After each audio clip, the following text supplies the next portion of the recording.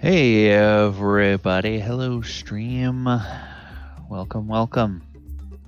And players, welcome. Got a couple of more minutes before we start. Want to let the streaming audience know you've been watching other members of the Game Rebel Network while we have been offline. A few minutes ago, I was watching somebody play Rocket League. That is a fun game. As a fan of soccer myself, kind of the idea of high-powered cars knocking over. Ooh, whoever is moving around, please mute yourself. We're hearing a lot of scratching going on. The idea of high-powered cars knocking an oversized soccer ball around in an enclosed arena is a lot of fun. We are here to play some D&D, and we have added a few more commands to the chat list, so you can hit command, take a look at the Nightbot commands that we have, and there's a few more things that are available for you on the channel now. All right, about another minute or so before we get going. Players, how are you doing this evening?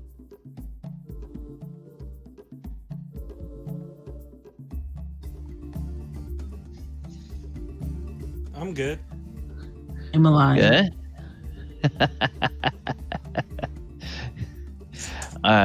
You're alive, but Amira, are you ready to expand the reach of your empire? There is never a doubt that I'm ready to do that. Because you are literally on the doorstep of conquest.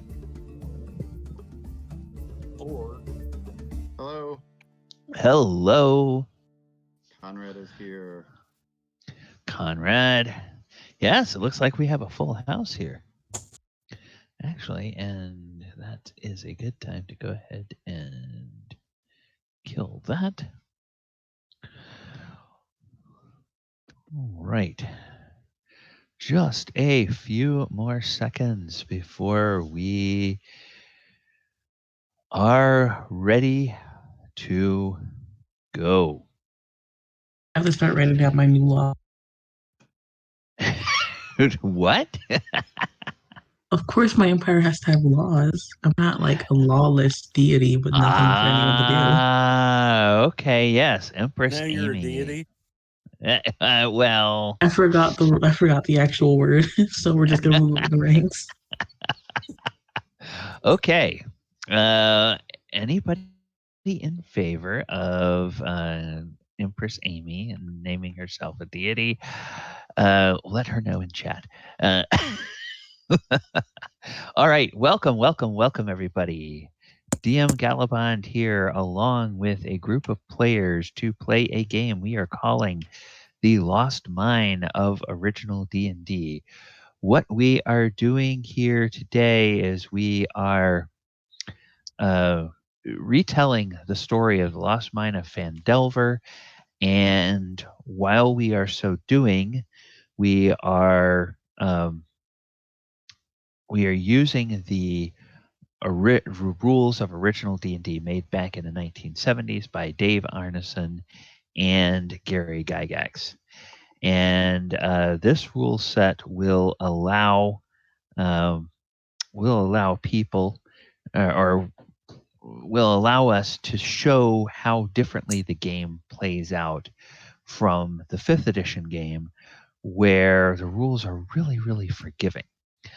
Some players in the game have already found out about how harsh the 1st edition or the original edition rules are, because it can literally take one shot from an enemy and you can just be dead.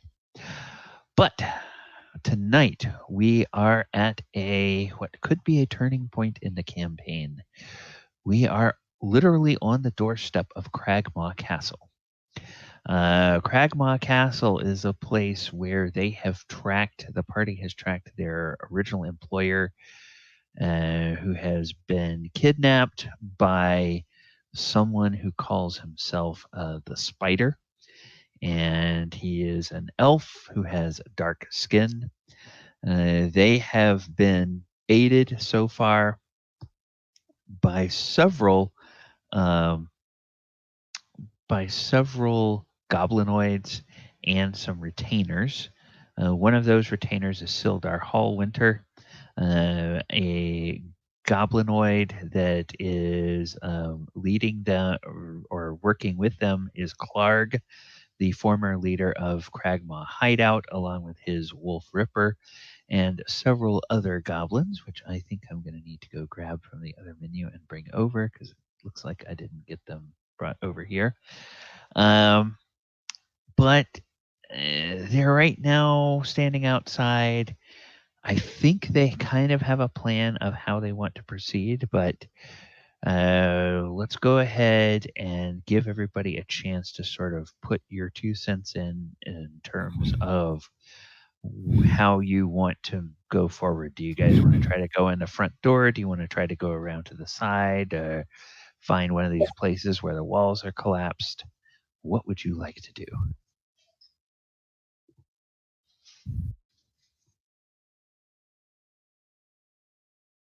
Me personally, I'd like to go in through a side wall or somewhere that's not heavily exposed and obvious. So. And I will be a distraction and go right through the front door. Yeah, I thought Empress Amy was just going to go in and take care. Well, I didn't say she had to. I was saying I wanted to. By the way, I had myself muted, GM. I was trying to tell you I needed help leveling up to 3rd level. Oh, you need help. I wondered why everybody was ignoring me. Okay. Because we don't have any cats here. The cat, they tell us what to do.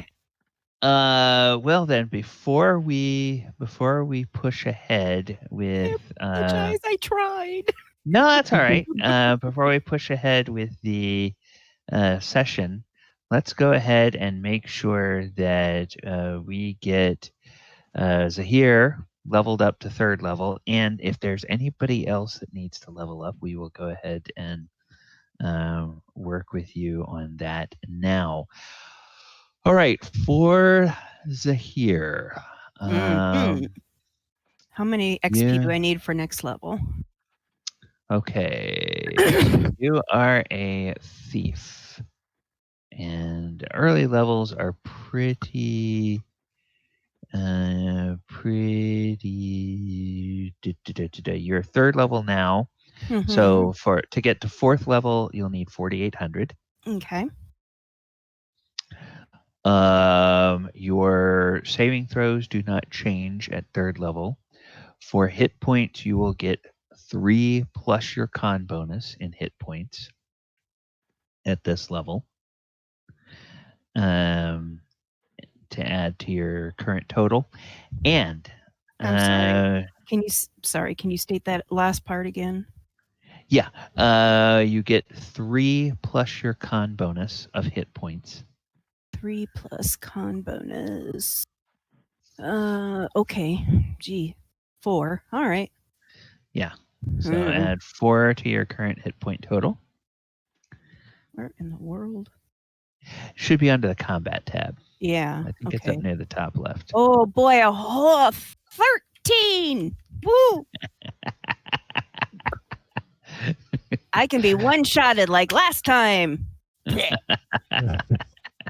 Anyway, all right. So I got my. You got to use strategery. Strategery. No such thing. All right. Okay. And then you have, if you go to your class tab, there are some special abilities, and those most of those change slightly at this level. So at 3rd level, your open locks becomes 25. Okay. Find traps is 20. Okay. Remove traps is also 20. Yay. Okay. Climb walls is 89. Okay. Move silently is 30. hide in shadows is 20. All right. Pickpockets is 30. Yay. And hear noise is 40. All right. Okay. Those are done. All right. And let's see. I think really that's probably the Any other main. abilities like detect hidden doors or awareness go up? No. Detect hidden doors and awareness. Those are actually I believe those are dwarf abilities. But on this character sheet, they just put all of the special class Oh, okay. abilities on the same Yeah. tab, regardless of class. Okay. And no additional skill slots or anything. Third level. Yes, you get one additional skill slot. All right. And where can I find a list of that? Or can I just raise one of my other?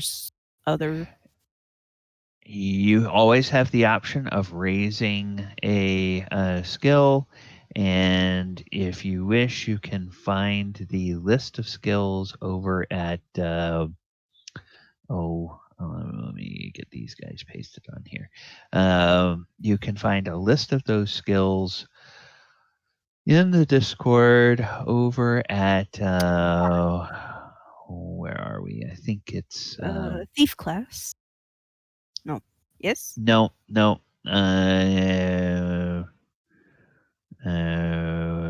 Core, is it core rules? Yes, core rules. Go to the core rules and then scroll up to the updated list of skills with descriptions and rules. Awesome. It's first Okay. edition skill list PDF. I will take a quick look. And all right. That'll probably be it. Okay.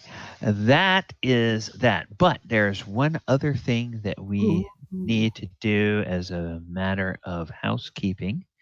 And for the chat, we're going to I'm going to give you guys back over here to the slate for just a minute because I need to do some housekeeping here. I was noticing when I was listening back last week that we have a little bit of some uneven sound. So I am going to, one by one, ask each of you to say a little bit while I adjust your sound levels. If I don't call on you, please mute yourself and don't talk, so that I can make sure I'm getting the sound levels for the person that I need. Let me start off with Casca. Casca, go ahead and say a couple of sentences so I can double check your sound levels. Okay. Okay, say a few sentences. Just say a few sentences. Empress has delusion. Grand. Okay, your microphone setting is a little bit off. I think you're trying to have it on automatically picking up, and it's clipping the beginnings and ends of your words. So you either need to make it more sensitive or change to push to talk. And try something again.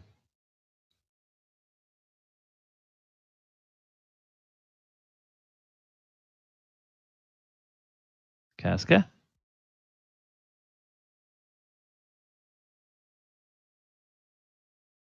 Hello, we're not hearing you if you're talking. Are you guys hearing me? Yep. Okay.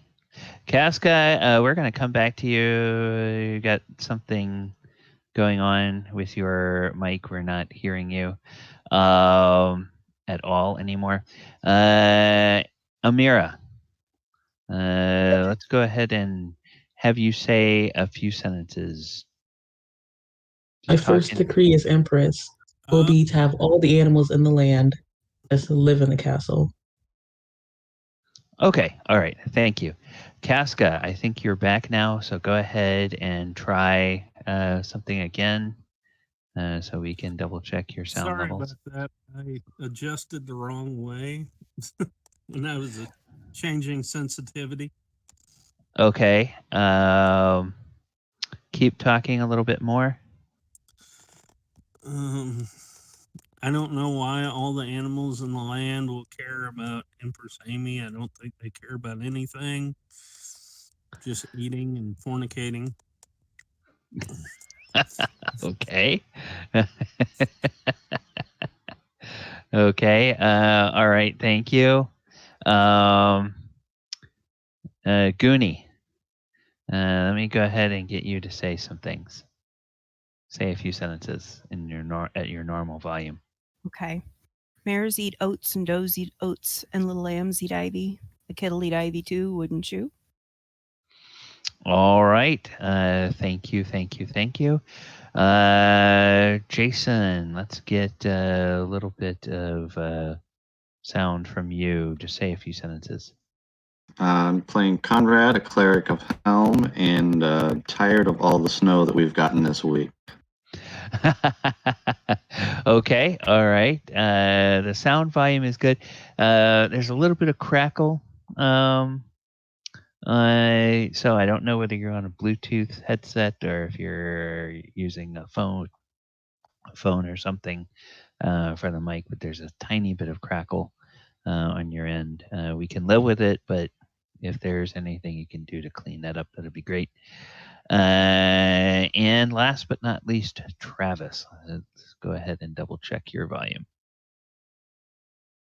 Yes. I'll say right now, Empress Amy will have to cast a spell on me if she thinks I'm going to shovel up the droppings of all the animals that she brings into the castle. Okay, wonderful. Wow, it's getting deep in here. Better put my waders on. It will get deep if we keep having more animals coming into the castle. That's for sure. I will build them a step. All right. All right. Well, we now have our goblins. Now have our goblins on the map. Thank you guys for that, and thank you, chat, for indulging us and making sure that our sound levels are a little more equal. And players, I heard Gooney say she wanted to go in the side. I heard Amy say she was going to head into the front door. What do other people want to do?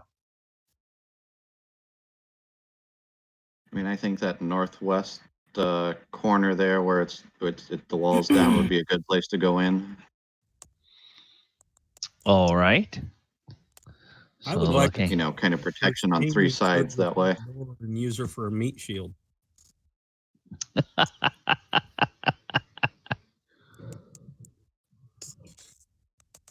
So some people are thinking, sure, Amy can go in first. We'll just follow in behind her and we'll shoot anything that shoots her.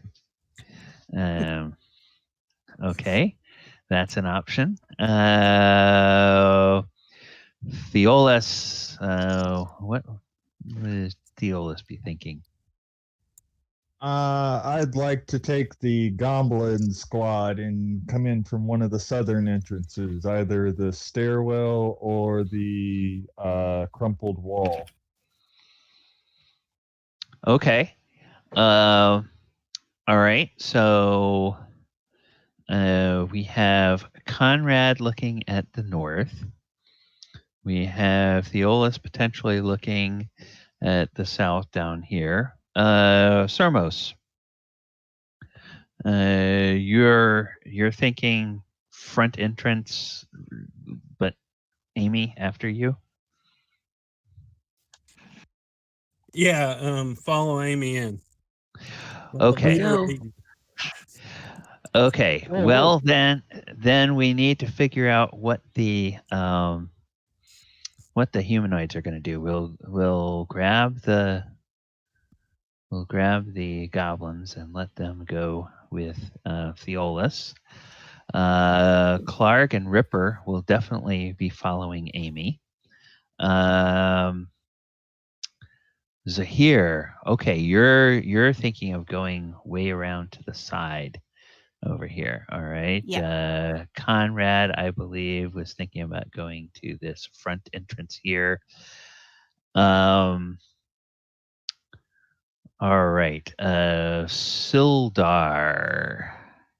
Or actually, Moises will actually go with Empress Amy as well. All the charmed people are going with them. Clark will tell Sturek that he should go with one of the other groups. And so let's see, Alban and Sildar and Kor and Sturek. Okay, so Sturek, I think, is going to go over here with Zhire. Kor will go with Conrad. Sildar will go with Zhire. And Alban will go with Conrad.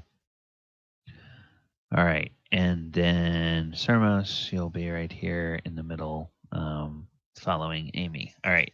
So let me review this and see if everybody's happy with what we have done. We have Theolis and the goblins on the south.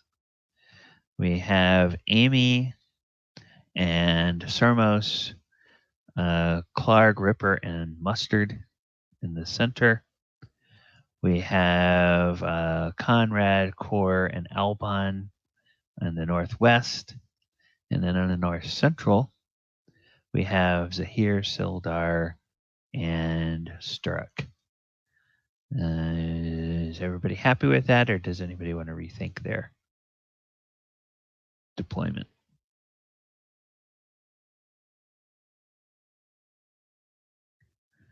I have no regrets. We're good. Okay. All right. Well, then, oh, good. We have four of the 5 PCs are in different locations. What I would like for I'm worried now. Why do you What think that's a good thing? what I would like for all of you guys to do, and Sermos, I'm going to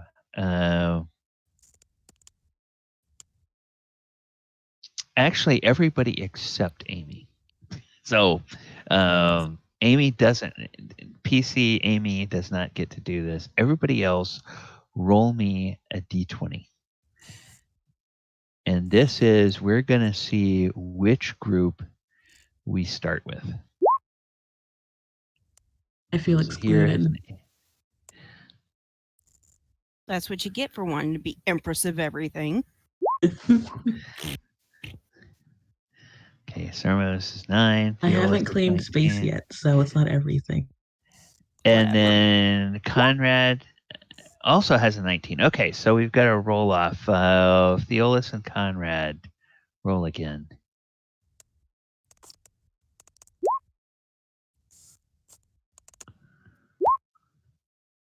All right, so we are going to put a turn order here.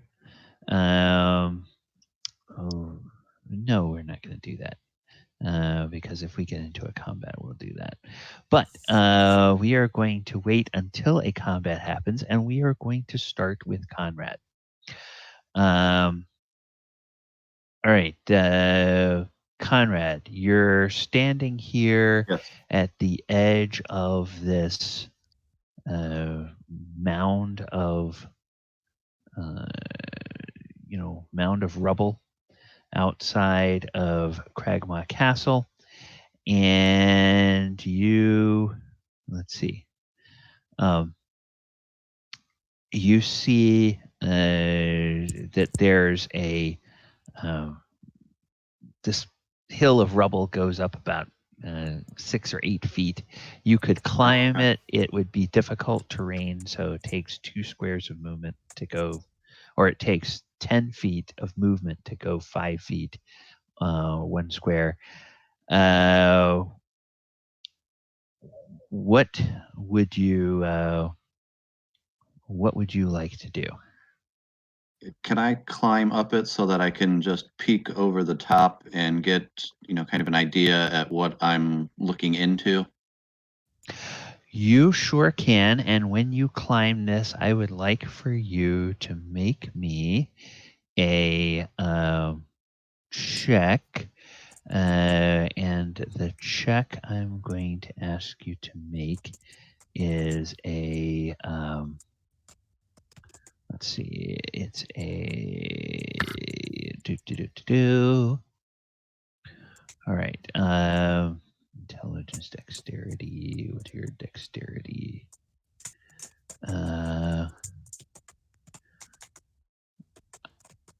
Okay, somebody is typing. Can you please mute while you're typing? Because I can hear that. Stealth. So go ahead and make a dexterity check while you're climbing, and we're just gonna see how well you. Ooh, okay. You start climbing up, Conrad, and you get some loose rubble, and some bricks tumble down the side, and you hear a voice inside say, and then there's shh is another voice inside. Okay. It's a language that I don't think. I'm pulling up Conrad and double checking what languages you took. I've got common, bugbear, and lawful.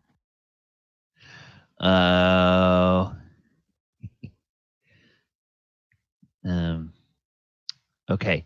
Yeah, you don't understand it. Okay. But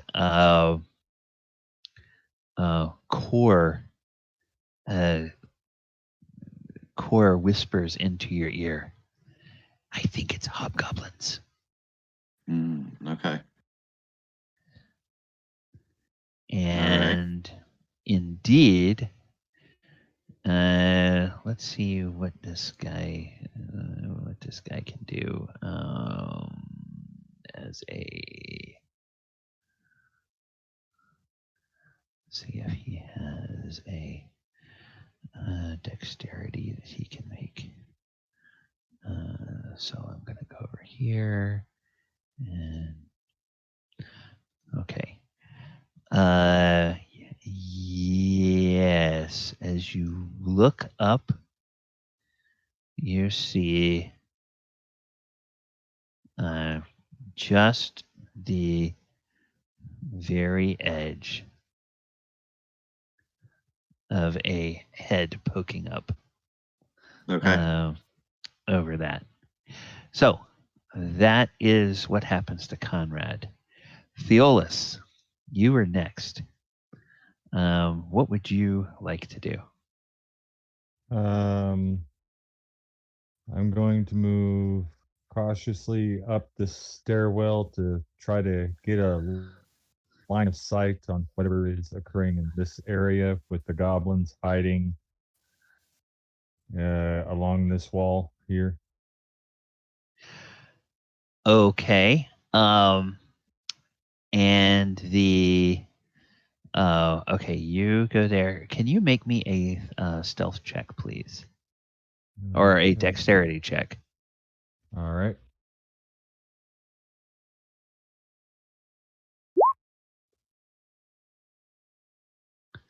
Okay. All right. Okay, so you sneak past there, and the goblins go up here, and they, take up positions, hiding kind of along, at the base of this pile of rubble and at the base of the wall. And as you advance, you will come to a door. And as you advance, you hear, whoops, I had you and then okay, there we go. Let's see, what languages do you have there? Okay, just Pixie. Okay. Yeah. You hear one of the goblins behind you go.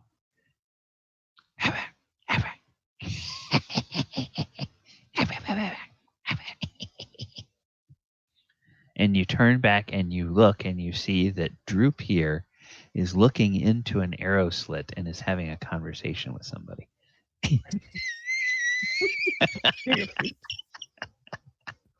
Okay. So, all right. So now we go to Zhire. So Zhire, what would you like to do? I would like to kind of, what's the layout? I can see what I can see of it is, looks like there's a whole just side of the building just gone in rubble, and that there's looks like maybe a path cleared a little bit here. Possibly, but I can't tell. Okay. Yes. So what does the upper levels look like here? Okay, let me go ahead and find that item. Okay. All right. There's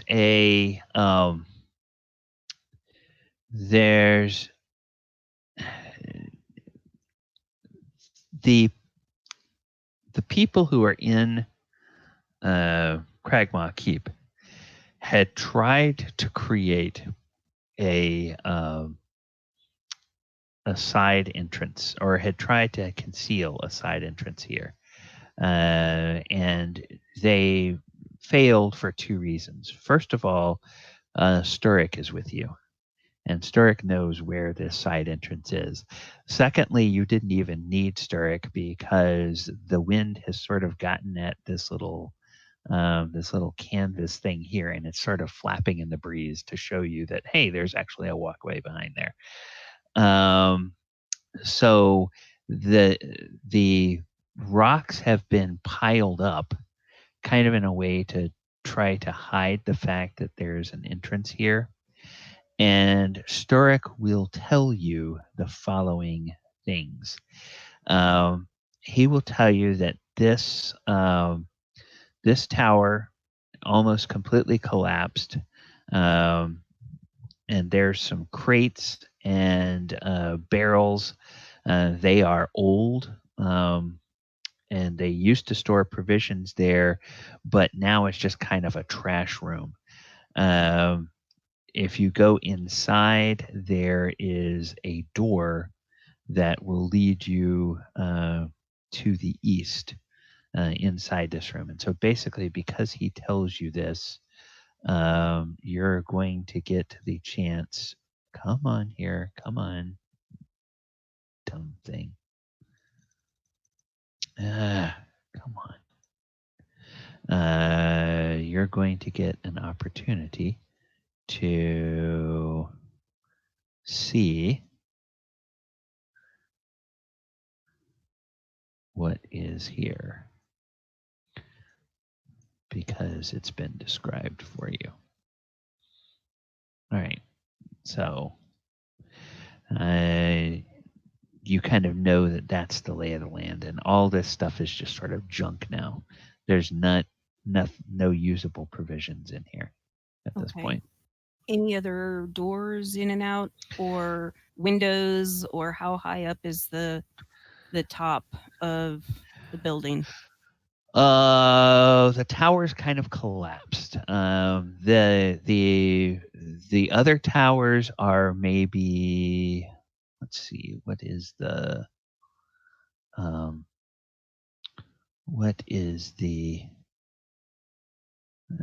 walls are about 20 feet tall normally, and then they are, but they're kind of collapsed here in this area. So this wall here would be about 20 feet tall. Everything else here would be collapsed. These walls here would be about 20 feet tall. Okay. Mhm. Okay. And I didn't catch if you said if there was another door or anything in this area. Sturrock will tell you there's a door here, and there is a like a curtain in the back that leads south. Okay.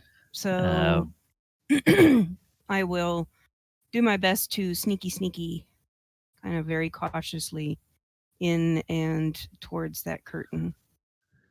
Okay. Make a dexterity check, if you Sure. will, please. Pull up my sheet here. Dexterity. Oh, helps if I'm over here. And right there. Oh, yeah, of course. Just sneaky. Actually, what I should do for Zahir is I should roll Zahir's move silently. But we're going to let the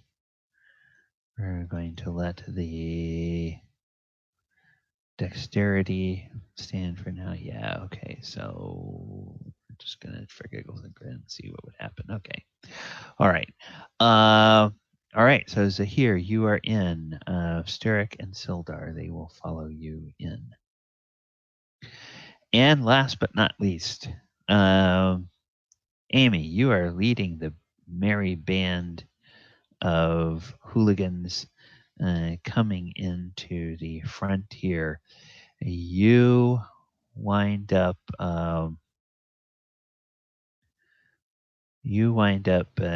seeing the following. There's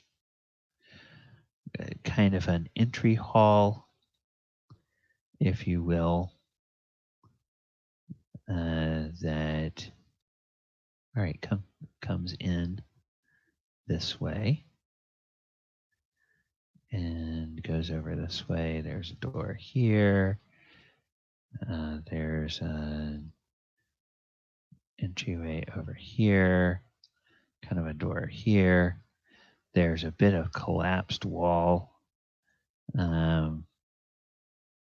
There comes to a door here, it comes to a door here, and then this goes back to here, goes over here, and goes over here. All right. So you are looking at basically an empty hallway. Doors stand closed to the north and south, with a crumbling mound of rubble partially obscuring the southern hall. To the east, a broad corridor ends in two more doors leading south and east. Corridor is cluttered with dusty rubble and fallen plaster from a partial collapse of the ceiling overhead. So this place is definitely a fixer-upper. Everything can be fixed with time. Heading on in. Okay, Amy, as you just boldly stride over there, you discover something. You discover a trap. As you walk over, or if you walk through the rubble, it triggers a cave-in of wooden beams and heavy stones that is in this particular area here.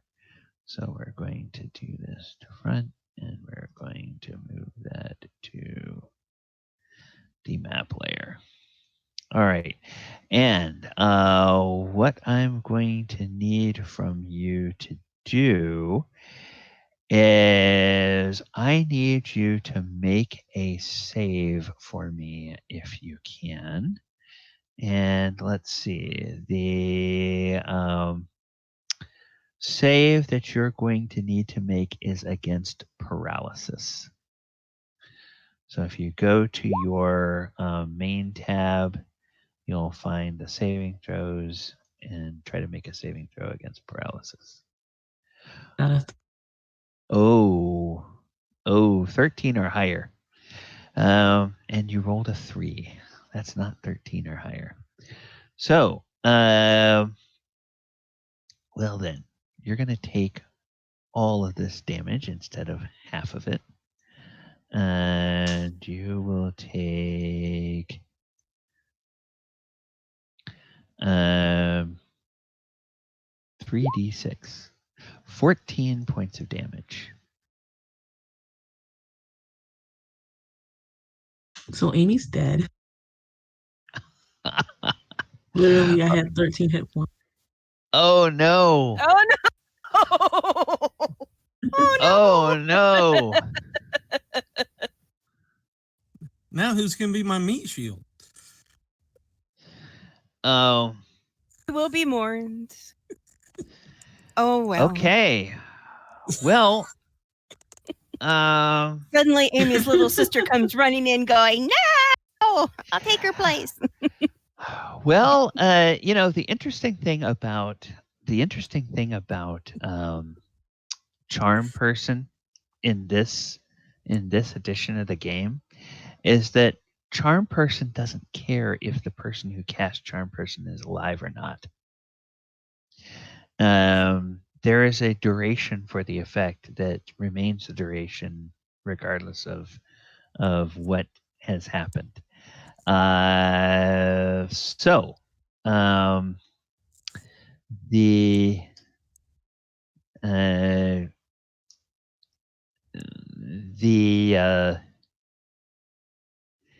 first thing that happens is you hear both Mustard and Clark cry out, "No! We will avenge you!" And Conrad, Zhire, Theolis, and obviously Sermos, all 4 of you hear Clark's bellow.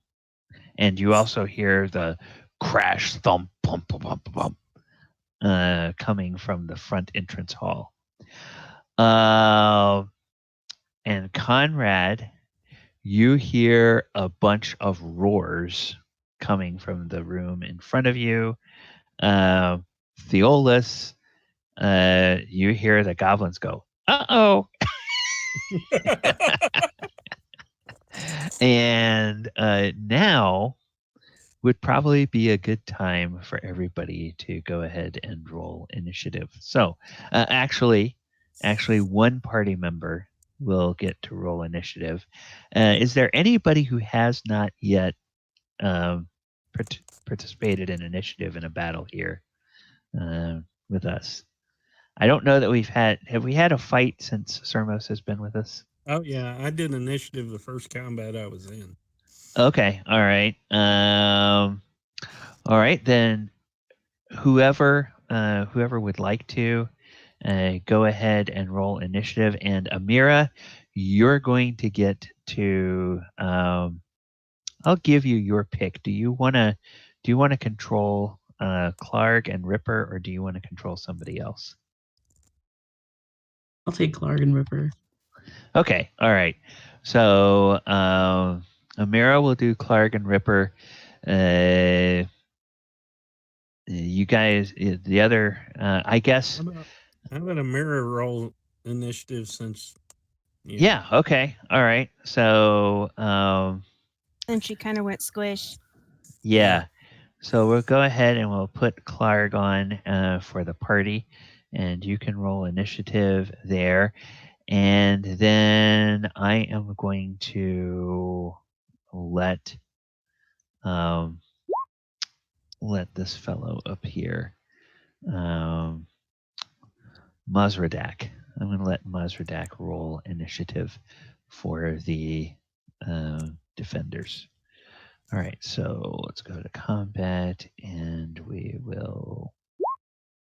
Okay, all right. So, 5. All right, so the party gets to go first.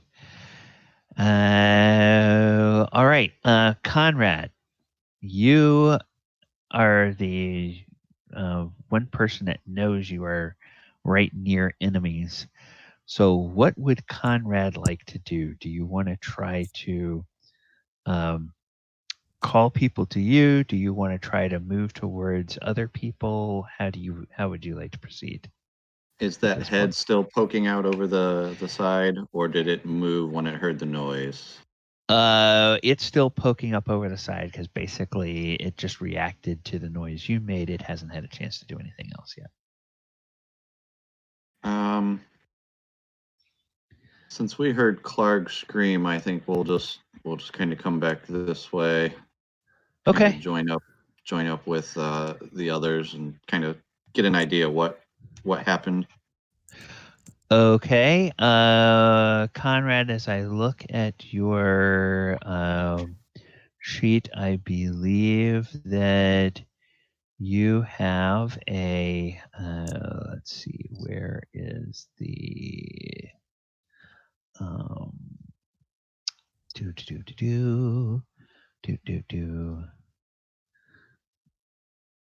you are, in combat, you are wearing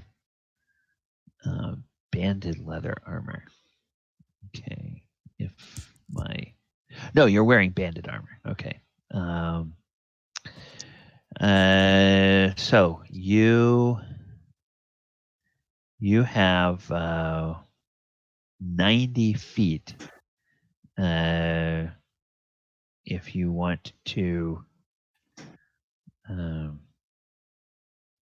90 feet if you want to make a full round movement.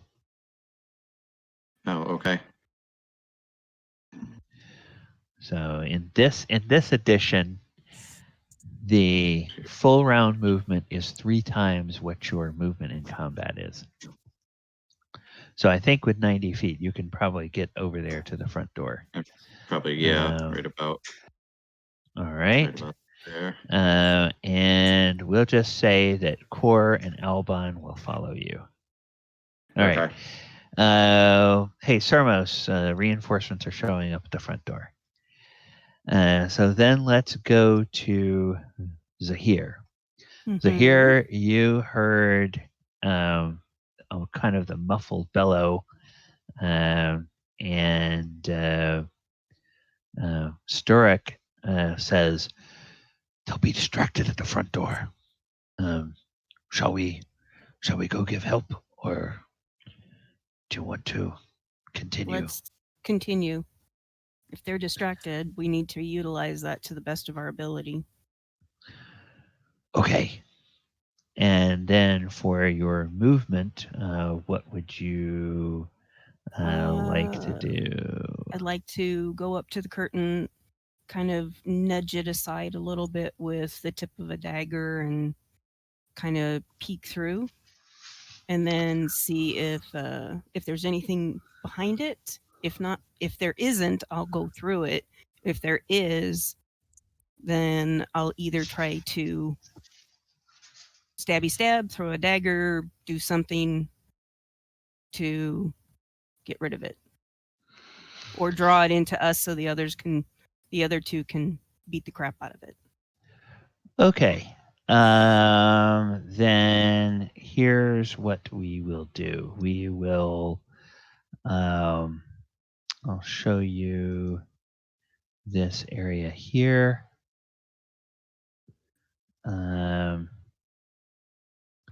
Which basically consists of this room.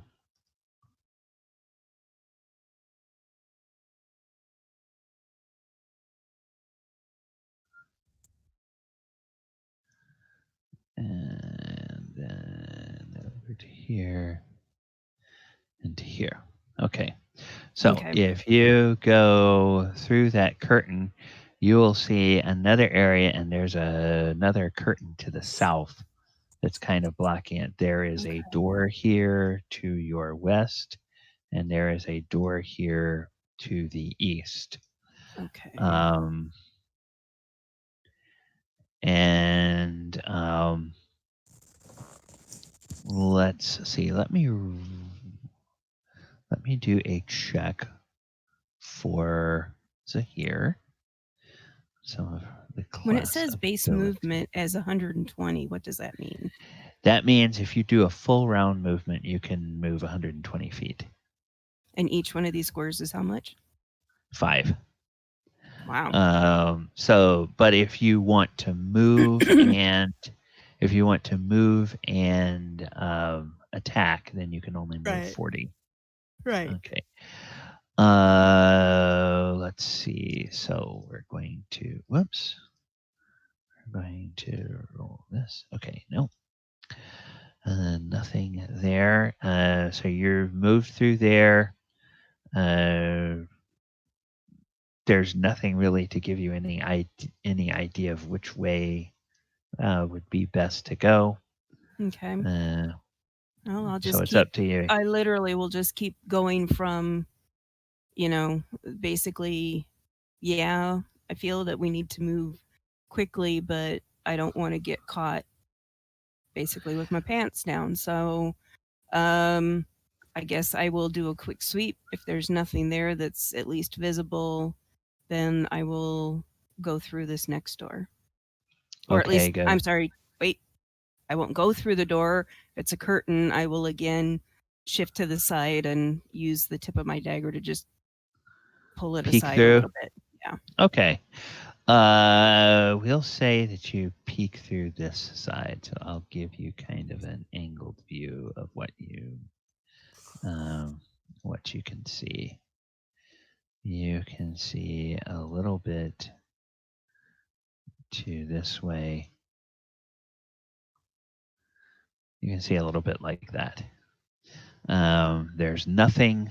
There's nothing definite. There's nothing definite that you can see in there, but you can just sort of see down through that area. There's no movement, no creatures. Right. So I'll just basically I'm gonna try and go to here if possible, and call it quits. Okay. Just for the moment being. So. All right. So we'll go ahead and reveal the rest of this. Whoops.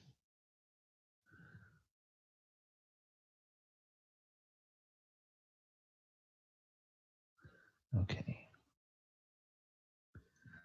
Whoops. Come on, you. Go here. Here.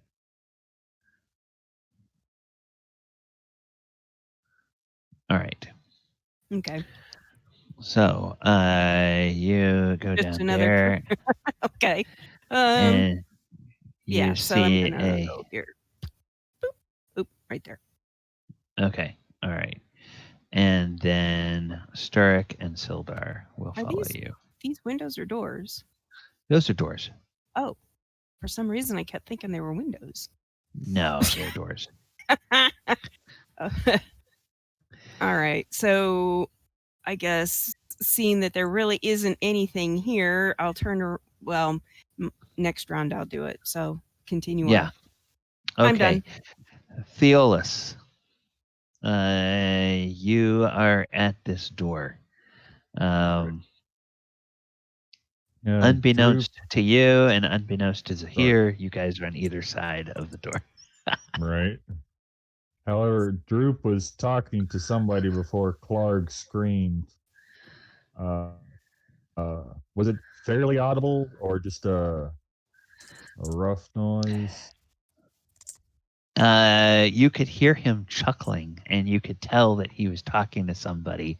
But if you caught any of the words, I don't think they were words that you would recognize. No, they weren't words that you would recognize. So he was apparently talking to somebody in Goblin. Right. And then, when Clark screamed, everybody just went, uh-oh. Yeah. The rest of the goblins went, uh-oh. All right. Well, I'm going to use that as I'm going to go up the rubble mound. Okay. And as you run up there, Droop says, "Can you pay him 10 gold each?" I told him you could on the ground. And then he just shouts something through the arrow slit. And as you run up here, you look in the okay, why is this happening? Okay. You run up here, you will see the following through that basically through that arrow slit.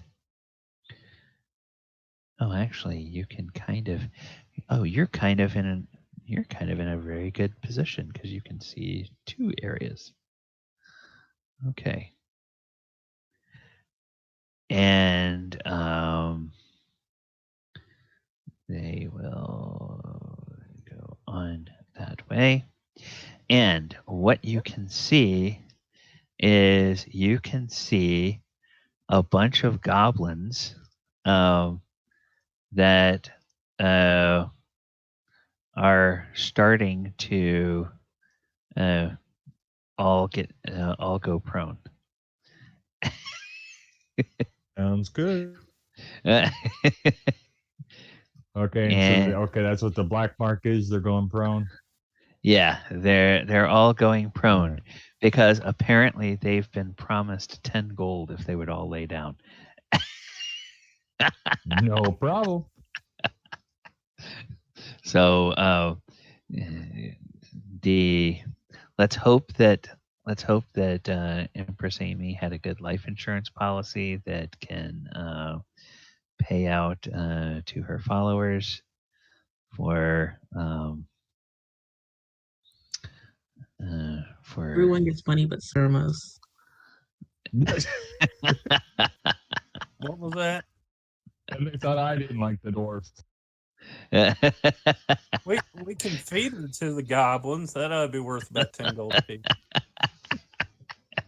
And Droop says, okay, as long as you pay them, they're on our side.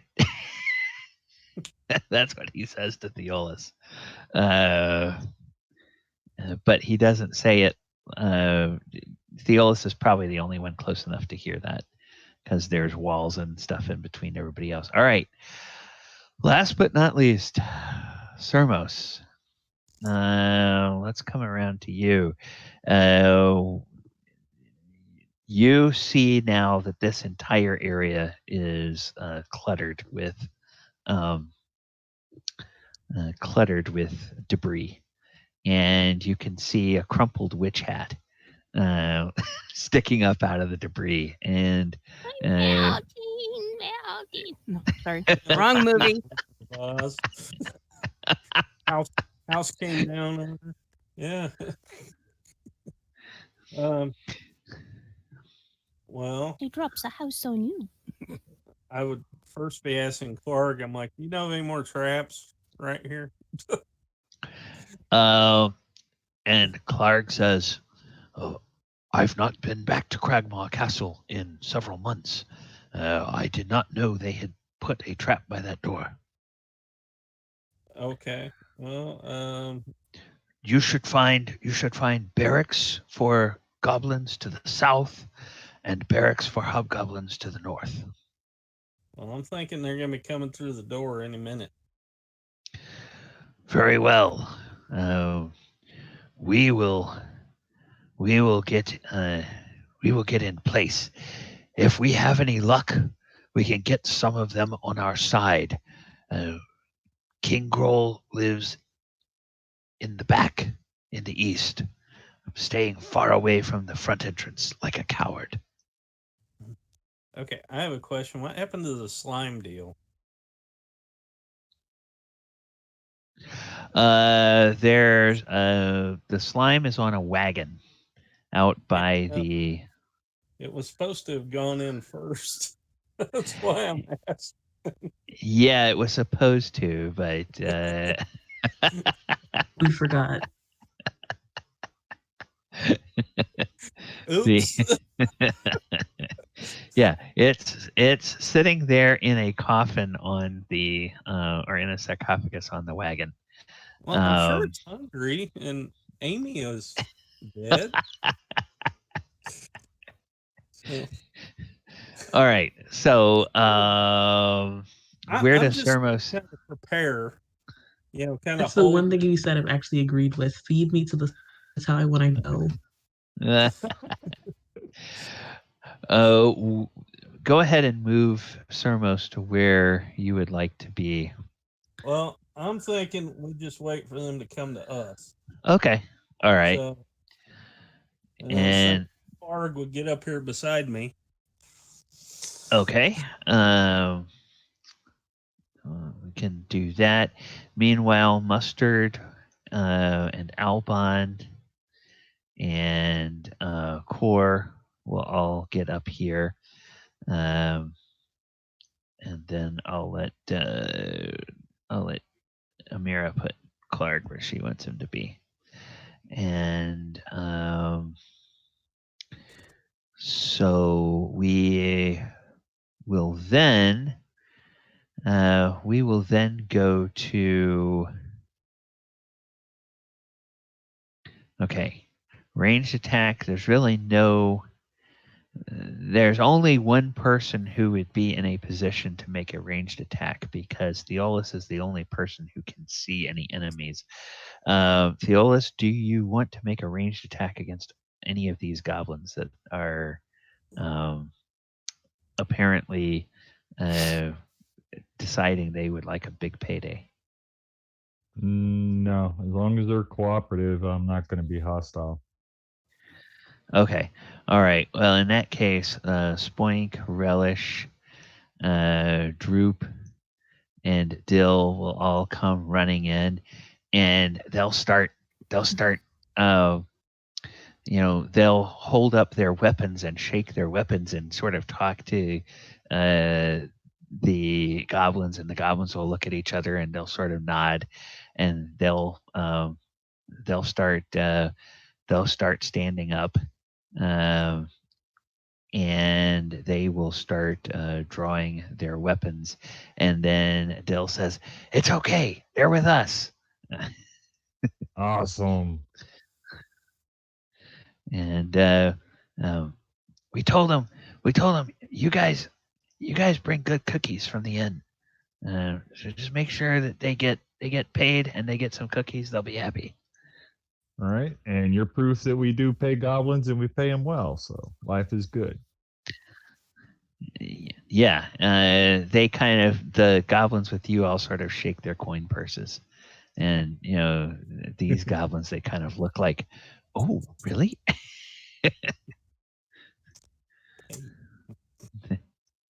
And it's like, this is a... What's the marker on this gentleman mean? That means he's kind of the leader of this group of goblins. Okay. But of course, he speaks goblin. Right. So I'll have to use Dill as a go-between. Yeah. Yeah, use one of your guys as a go-between. Actually, no, the goblins do speak common as well. So Oh, okay. yeah, that's true. But when they talk amongst themselves, they use goblin, basically. All right, so they're just going to sort of sit tight. As for the other defenders of the castle, up here in the north, we have boiling out of this. There are a total of 2 hobgoblins, and then actually coming out this way, you're going to see 2 more hobgoblins followed by 2 goblins coming out this way. And they will come running up here, and they'll look and they'll see this has collapsed. And then they look and they see Clark and Ripper, and they sort of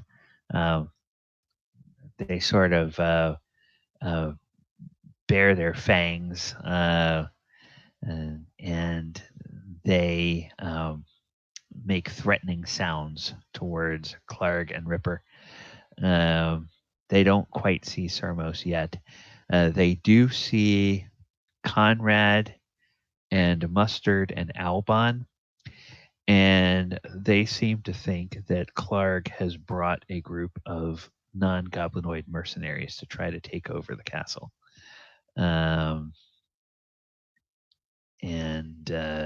So it seems like they think that Clark is probably the leader of this group. And they're not happy about that because they see him as something of a traitor. So these guys will get a little bit further out here. Let's see. What do the hobgoblins have for? Oh, the hobgoblins actually do have weapons, the ranged weapons. All right. So, Darg and Zruknel, they will both make longbow attacks against Clark. So let me get Clark out here. Let's see, what is his AC? His AC is 5. All right, so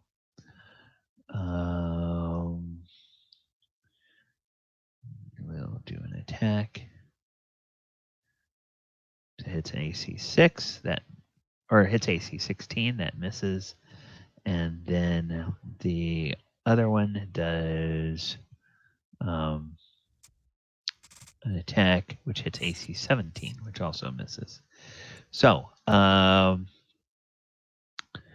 Clark is missed twice by the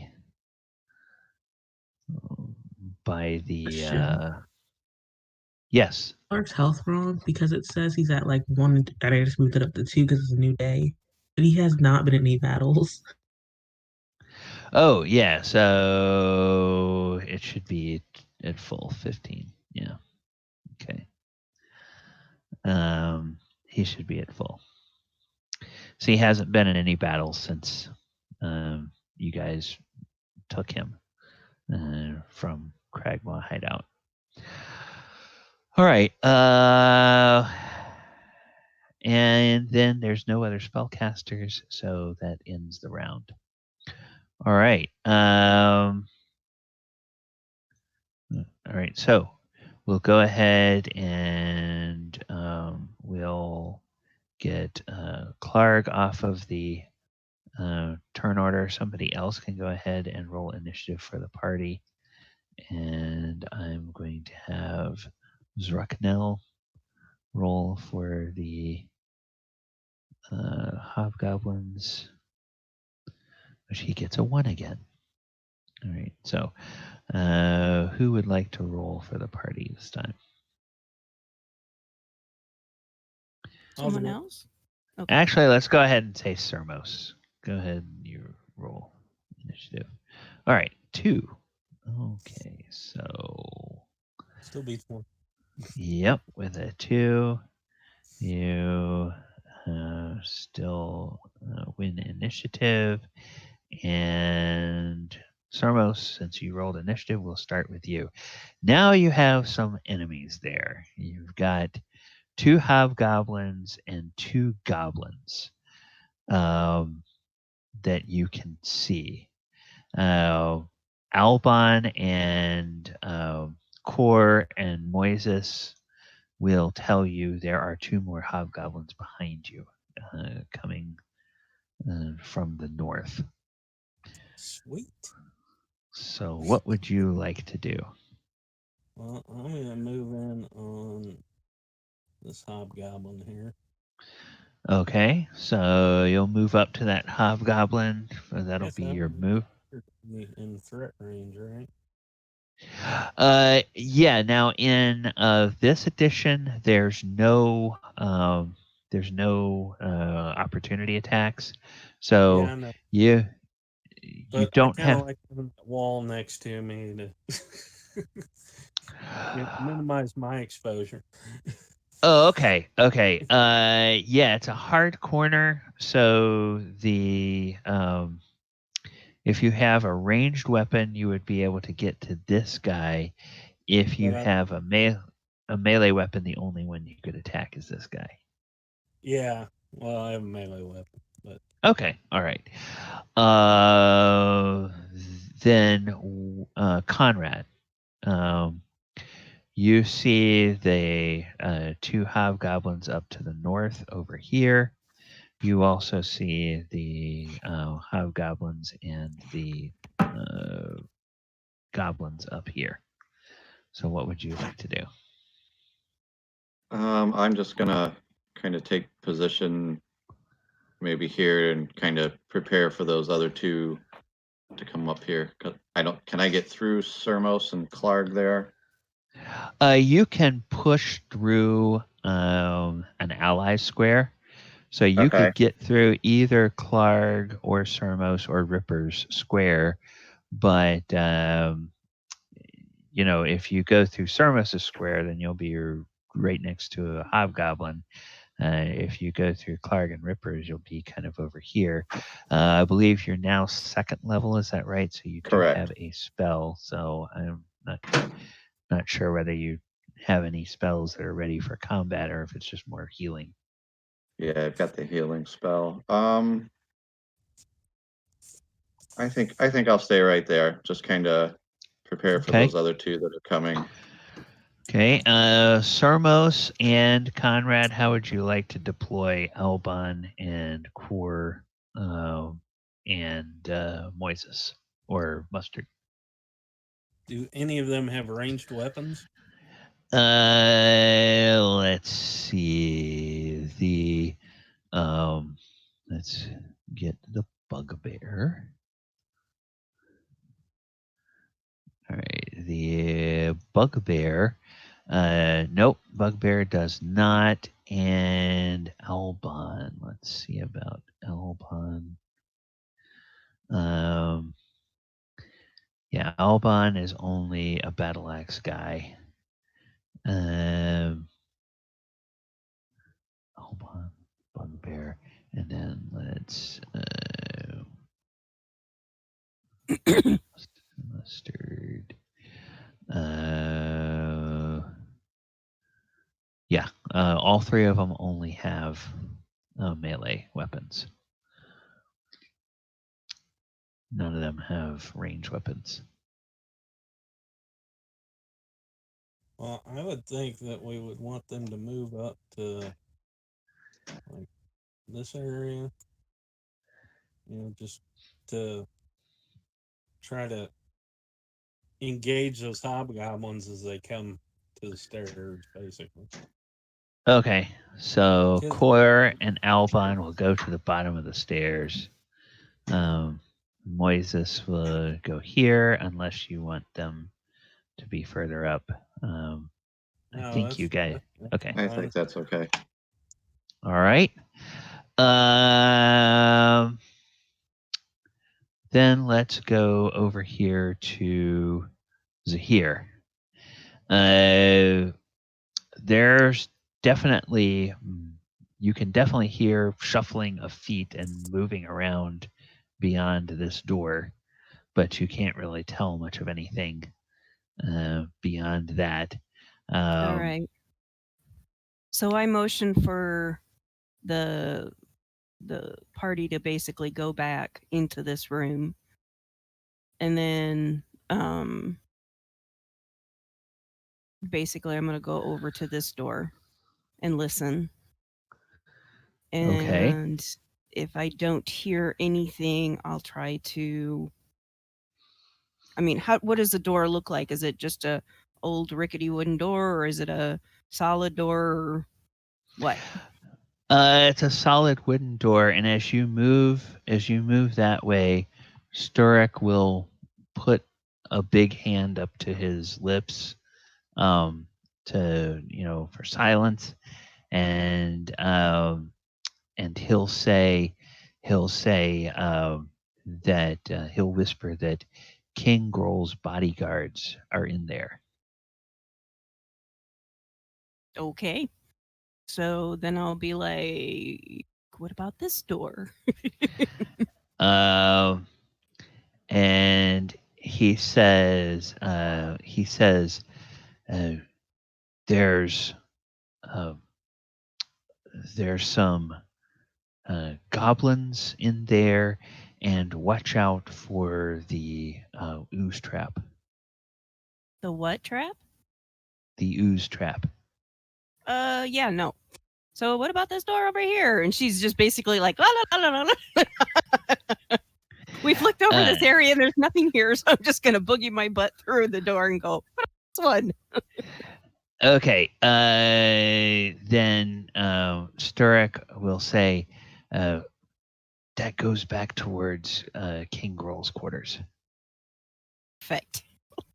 Let's do this one. Okay, you want to? All right, I'll let you. I'm going to say you probably. Okay, so I want to fart before I pick, find and remove traps. Okay, all right. So let us take a look at Zahire's ability. Okay, so we have this, and we have this. Seems perfectly safe. There doesn't seem like there's any traps on this door. Okay, so now I'm going to try to pick the lock. All right. Well, as you look, you don't see a lock plate. Oh. So it's just a handle on the door. Yep. Okay. So I look at Sturek and go, you first. You seem to know your way better than I do. All right. And that will be your movement. Right. Okay. Because of the listening and all that other kind of stuff. Yep. All right. Theolis. Okay. Question. This rubble right here, is it crumbled into the corner so that I can see the hobgoblins and the situation in front of Clark? Actually, yeah, you could probably see over it. You could see the tops of the heads of the two hobgoblins here, but you could not see the tops of the heads of the two goblins behind them. Right. Well, did I see arrows get shot, or I just know that there's people over there? Well, you know that they're hostiles that came running out of that, and yeah, you would have heard the twang of their bows, but you wouldn't have seen where they shot. You know they shot kind of in your general direction, but not at you. And they were shooting at somebody that was in the hall there. Okay. And from the bellowing noise, they were probably shooting at Clark. Gotcha. All right. And then, okay, so would Droop have line of sight on this hobgoblin? Droop. Well, if he didn't, he could certainly move because you guys are now at movement Right. Okay. for the round, so you can figure out how you want to Yeah. deploy everybody, and if you want them to, or if you want to yell out, you know, maybe yell out what you would get bonus pay for. All right.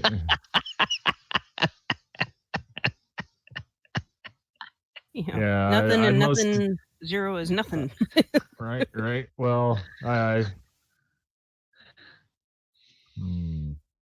see.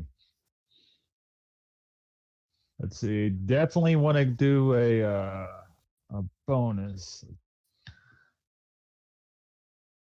Let's say double pay for every enemy killed. And I'll go ahead and have Droop. I'm trying to grab him. Oh, you moved him last, so I can't. Sorry. Yeah, I definitely want to bring Theolis up through the door. Have Droop and Dill come over the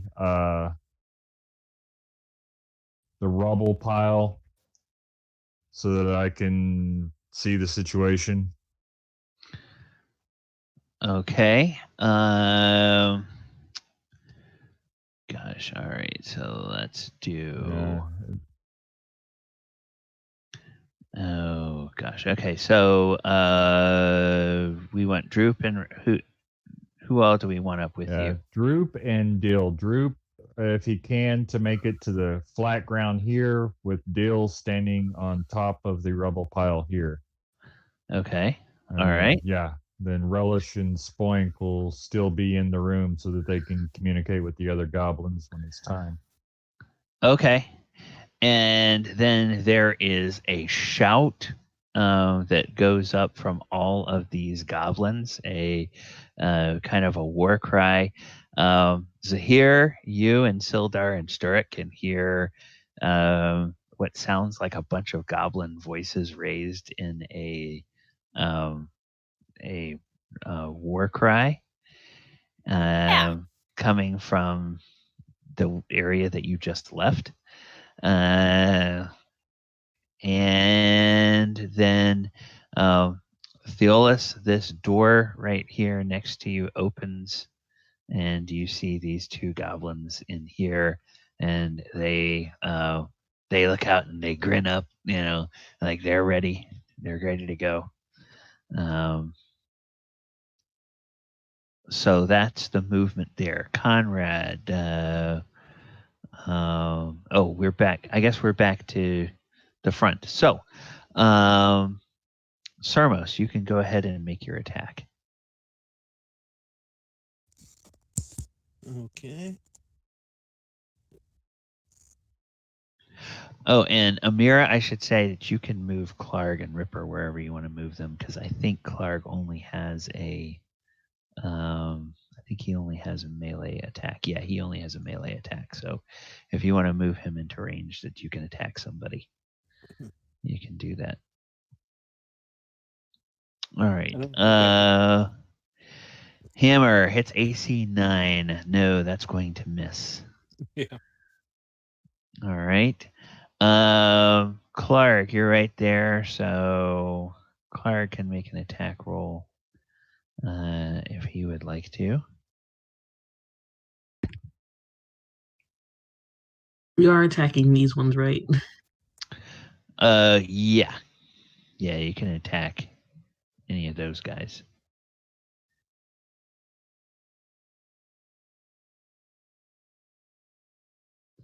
Oh.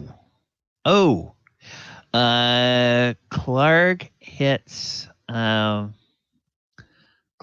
Darg here for 9 points of damage.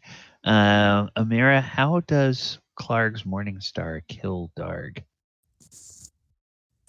It bashes his head against the wall. Okay. No mercy. Okay, so the Sermos, you just see this big, huge morning star bash this guy on the head, and he just crumples to the ground. And then Clark bares his fangs at Zrucknell and is rather menacing. I'm presuming that Ripper would run up here. So do you want to attack with Ripper as well? Or if you don't have control of Ripper, I can do that. I found his thing.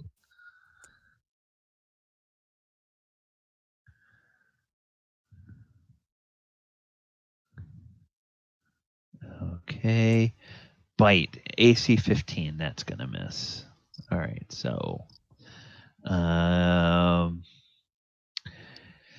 then let's see. All right. These. Those guys are waiting. Conrad, you're waiting for the ability to cast a spell. Zhire, Sturek, and Sildar, you guys don't have any enemies right there. Theolis. So, do you have a ranged weapon? If you do, you can. I do, and both goblins do. Okay. Both Droop and Dill would use their bows on this guy. On the hobgoblin? Okay. All right. So let's go grab goblin. And I actually have a method. I was looking at some group combat rules, and I have a method for your allies of how they're going to do that so that we can get through their attacks a little bit more quickly. But for the two named goblins that we have, one hits an armor class 13, which is going to miss. One hits an armor class 3 for 4 points of damage. So we'll say that Dill hits this guy for 4 points of damage. Not enough to bloody him, but he definitely felt it. He looks up and he says,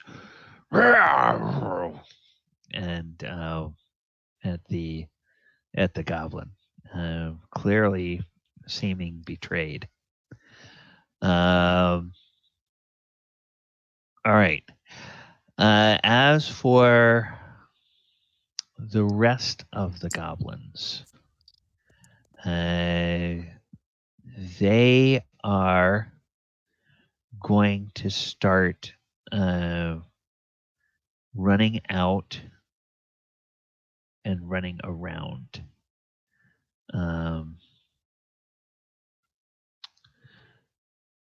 Actually, Olgrok, Venrat, and Pindus will run into the hall, and they will yell up to Clark and Goblin that they have your backs. Then Dudris, Sogdag, and the rest of these guys in here, they are all going to just sort of make their way out here in a group and start running around towards the front of the castle. So we'll deal with them when they get there. All right, now we come to the opponents. So the opponents will run up and oops. Come on. They will come up here, and then he will come up here, and they will make attacks. So One will make a longsword attack against Clark. Hits an AC 14, that's going to miss. Another one will make a longsword attack against Albon. Oh.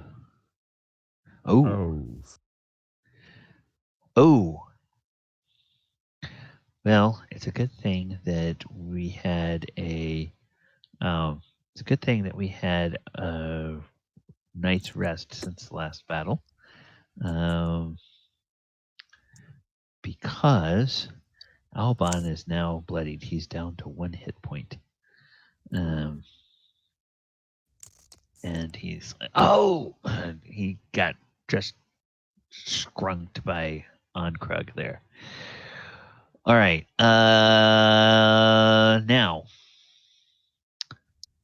there's really no other enemies that are in range to do anything.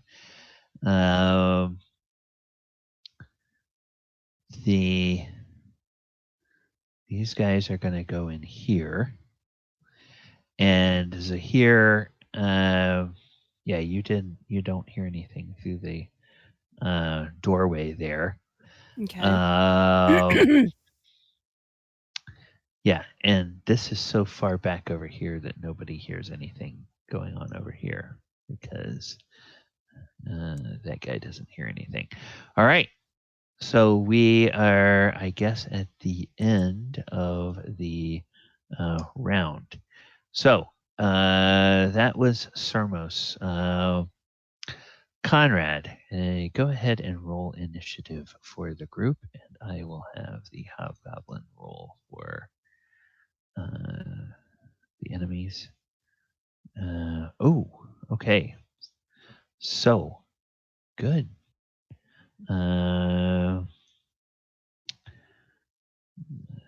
Conrad gets a 7. And this guy gets a 4. All right, so Conrad. All right, once again, the party goes first.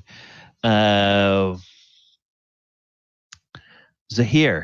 you guys have been running back and forth. You're finally at a door. Are you sure you want to go through that door, or would you rather go somewhere else? Makes me cautious when you ask me that question. Actually, I do want to try to make it through that door, but I will, when I open the door, step over to the side, basically, and let these guys, or at least this guy here, go through. Zhire first. Okay. Well, you push the door open, and I'm going to give you the opportunity to see what's in there as you then step boldly out of the way. Yeah, it's basically, once I just kind of like push it open with my knife and then just do a roll so that I am like literally out of the doorway as quickly as possible. Okay. You see 2 bugbears or 2 hobgoblins in there, and those hobgoblins appear to be standing in front of a door, as though they are guarding said door. And then Sturrock will look at Sildar and will nod, and they will push through to. Let's see. I want to go here. I want to get some things. All right. We're doing that. We're doing that. We're doing that. And so they will push on in here. I need to find Sildar. Find out. I think he has a range weapon, but I can't remember. No, he doesn't. All right. None of your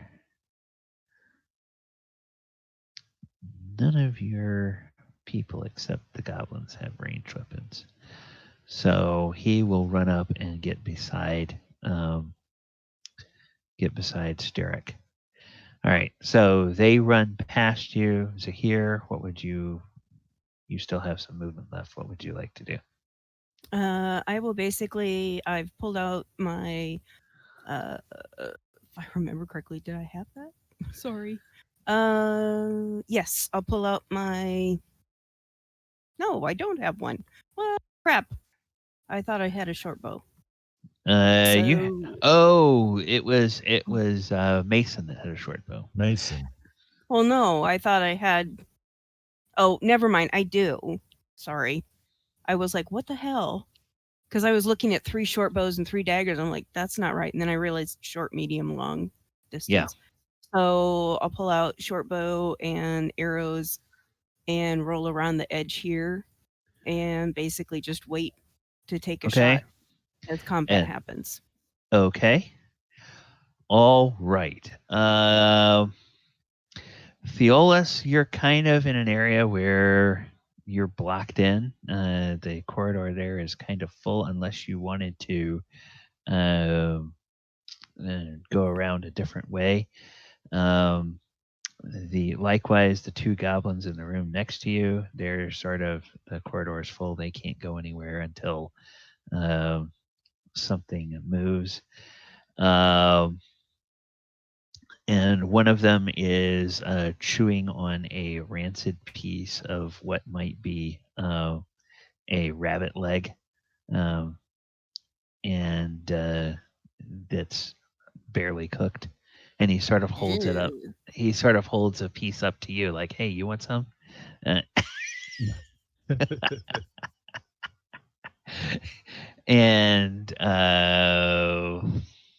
the guys down at the bottom of the stairs, they got their faces full of hobgoblins. Although, would you guys want Albon to move or hold his ground?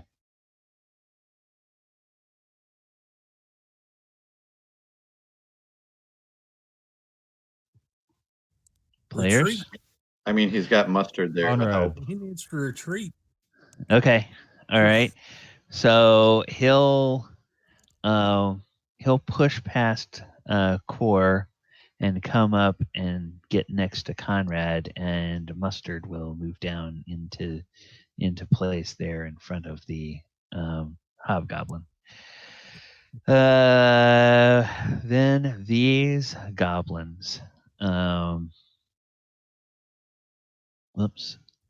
These goblins here. They will run around the side. They will kind of get sort of into an area where they can, at least where some of them can see the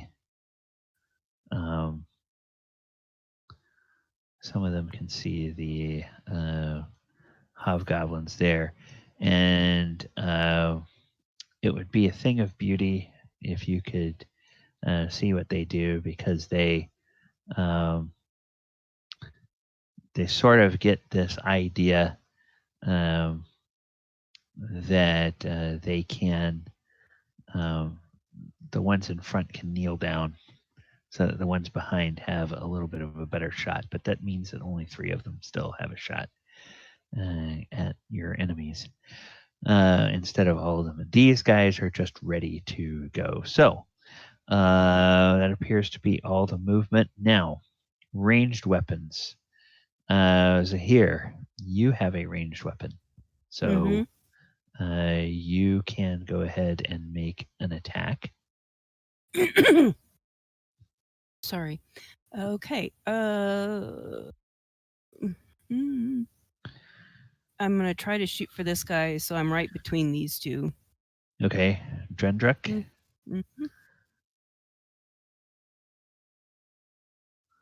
All right. And armor class 7. So let's see. That's not quite going to hit him. It bounces off of his armor, or glances off of his armor. Well, all right.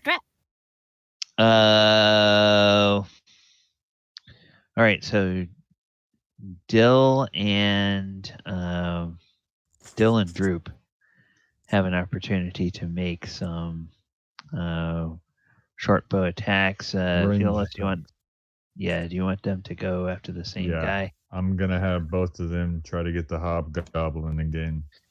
Okay, so we'll go here. Let's see. They've got that's 17. That's gonna miss. 0. Okay, 4-1. All right. Well, now this hobgoblin is bloodied, and then let's see. Conrad, I don't think has a ranged weapon. The rest of these guys are sort of. Oh, no, we have these guys out front. There's 3 of them that can make a ranged attack. So I am going to go ahead and do this. 3.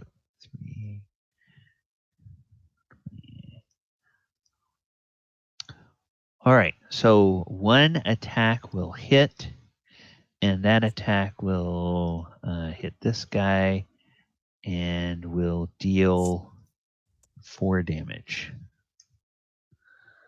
All right. So the lead hobgoblin out by the stairs gets hit.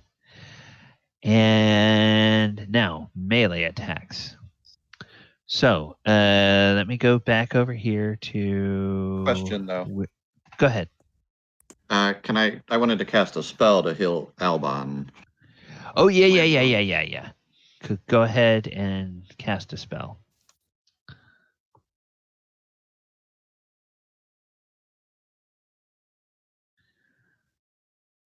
Okay, just roll 1d6 plus 1. If you're not familiar with that, in Roll20, it's /r space 1d6 plus 1.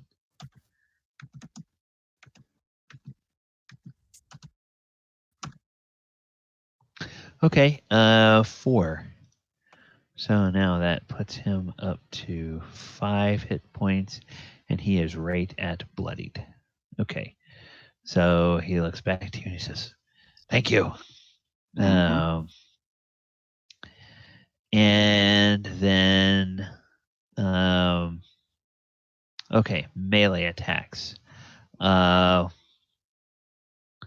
Zahir. Yes. We can let. You want your bugbear buddy to attack the guy right in front of him, Randall here.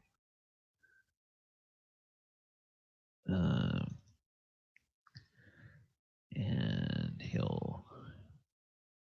Oh, for 7 points of damage. Nice. Yes, that will hit. So he's down to. Oh no, he's not dead. He's bloodied. I'm not. Not quite dead yet. And then, if you can control Sildar, you can go ahead and have him attack either the same Yep, guy I or the can. other guy. Okay, so Okay. choose him and grab his character sheet real quick. Where is he? Oh, he's under NPCs. Sorry. Okay, so he's going to go for a shot on with a longsword, and let's see what happens. Boink. Okay, not quite gonna miss, or not quite gonna hit. Yeah. All right. Then Close quarter fighting, it's hard to fight with a longsword. Yeah. Okay. Clark and Ripper. Yeah, Sermos, where you are, there's not a whole lot of room to maneuver. So Clark and Ripper, I guess they will go after the same guy. If you guys have their character sheets, you can have them. Otherwise, if you need me to do that, I can. There we go. Okay. All right. That's going to miss. AC 9 will miss. What about the bite for Ripper? I cannot open his character sheet for some reason. Okay, so and he misses. All right, so after that first attack, that goes. Then let's see. Out front, our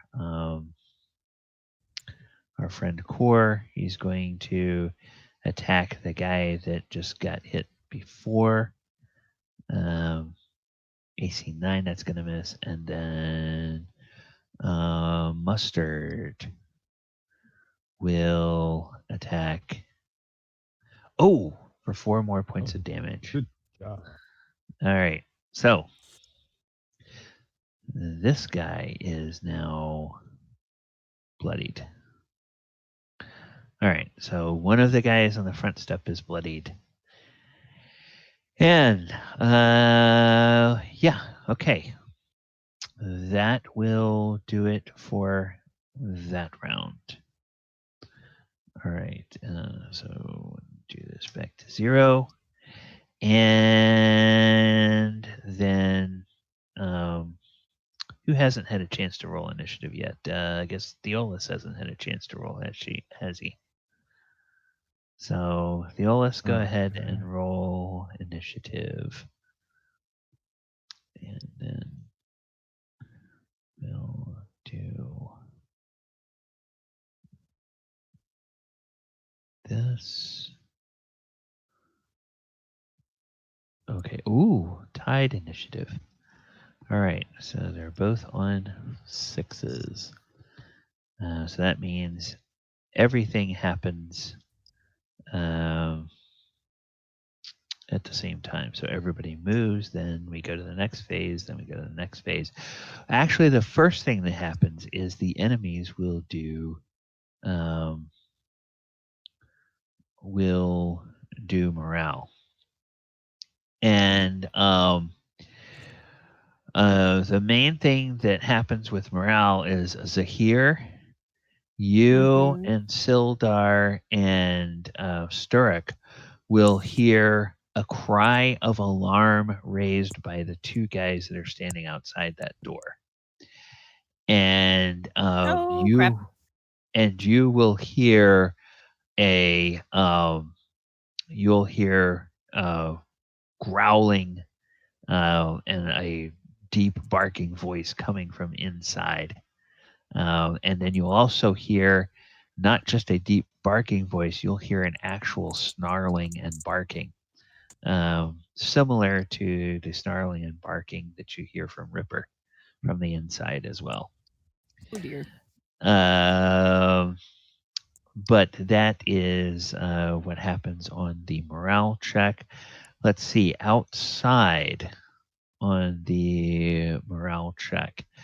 The guys outside, they have no reason to believe that the goblins inside are defecting. So they but they do see that all these guys around the side are, so they need to make morale checks. And what is their morale? Combat. Morale is right that, and because of the situation, they get a penalty. So they're 2, 6. All right, and it's going to be. All right, they are. They're going to keep fighting for now. So they will do that now. Now we come to movement. So, guys out front. Conrad, you want to stay where you are, or now that you've cast your spell, do you want to move somewhere? I will move over here to try and help Core with that one he's fighting. Okay. All right. So you can get on the stairs and do that. Albon will come around to these stairs here and with his sword to get ready to help Mustard with the guy that he's fighting. You'll hear some yelling from these goblins here, and one of the goblins will bravely run up, dropping his bow and grabbing a short sword. Another guy comes up to take his place, and they will sort of get into ranks here. And now 4 of them will be able to shoot. And this guy here, the leader, just is sort of yelling orders at them.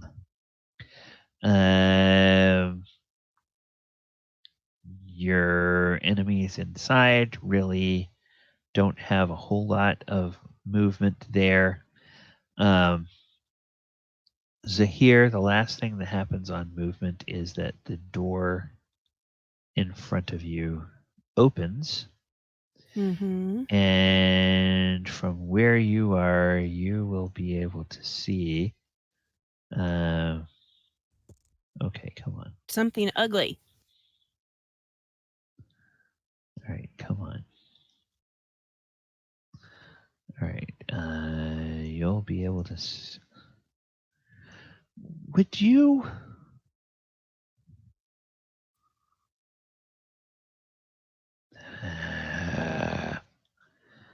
I hate this.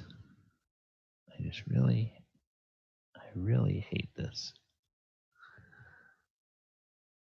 I don't know why it persists in being annoying, but it does. All right.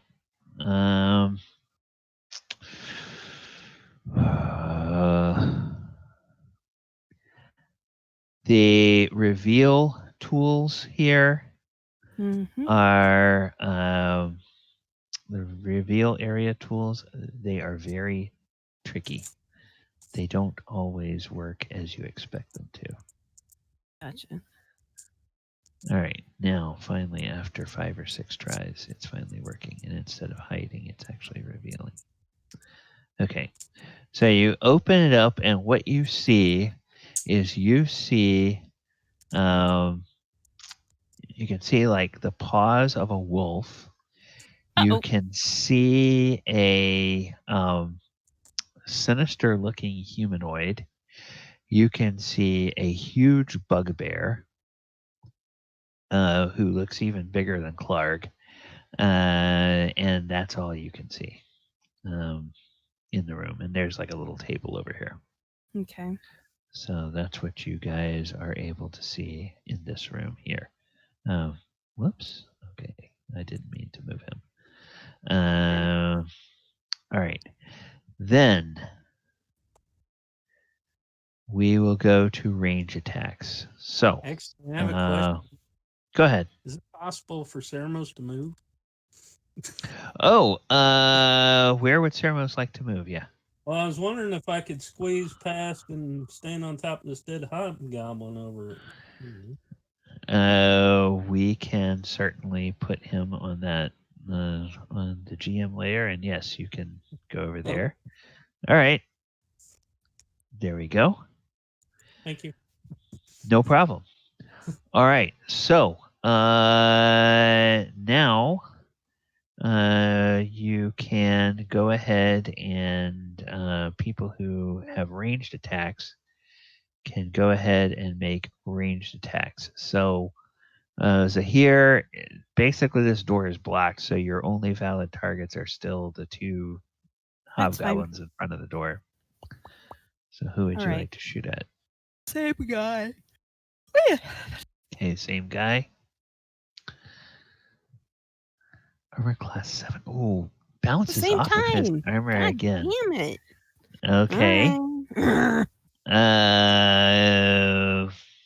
Frustration.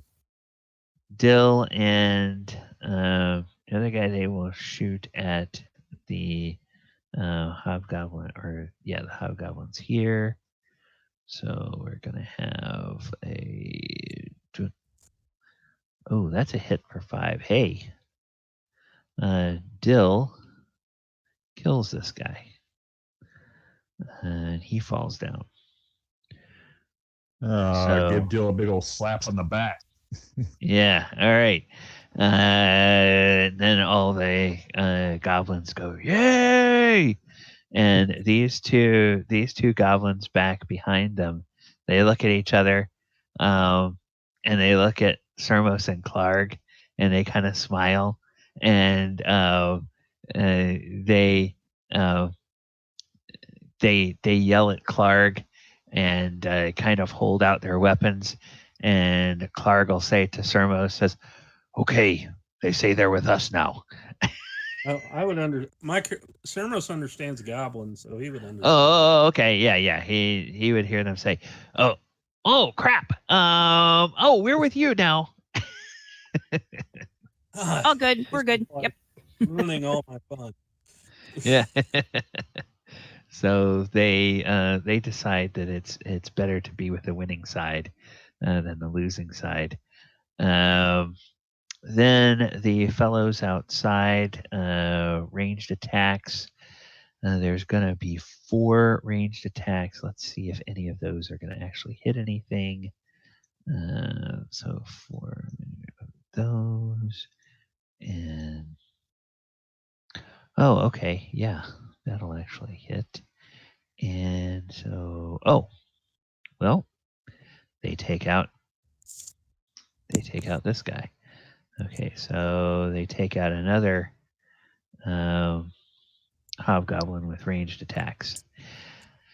And they shout. Now we come to melee attacks. All right, so Sildar, go ahead and make an attack if he wants to.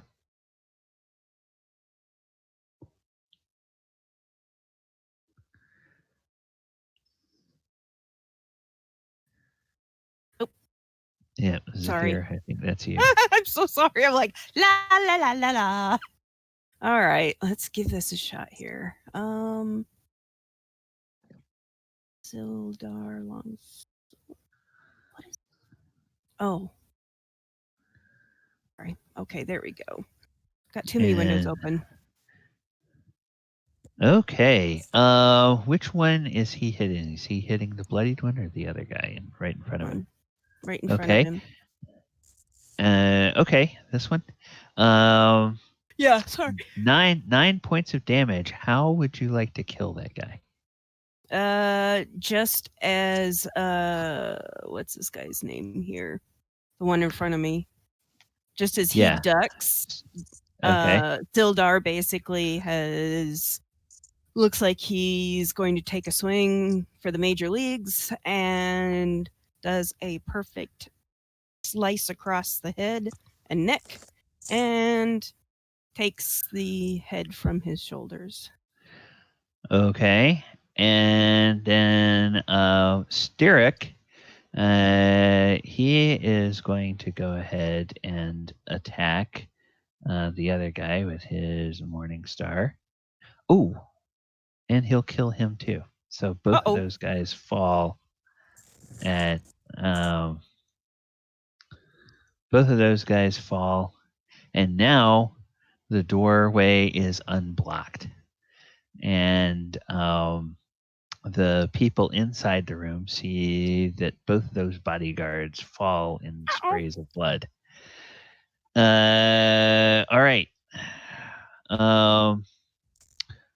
Sermos, you have 2 goblins in front of you.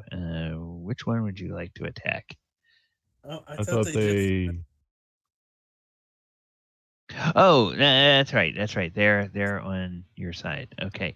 I'll kill one if I can, but you know. Core has a. Actually, Conrad, you have a goblin, so go ahead and make an attack on this hobgoblin here. Oh, -1 for 4 points of damage. That's a mighty hit. And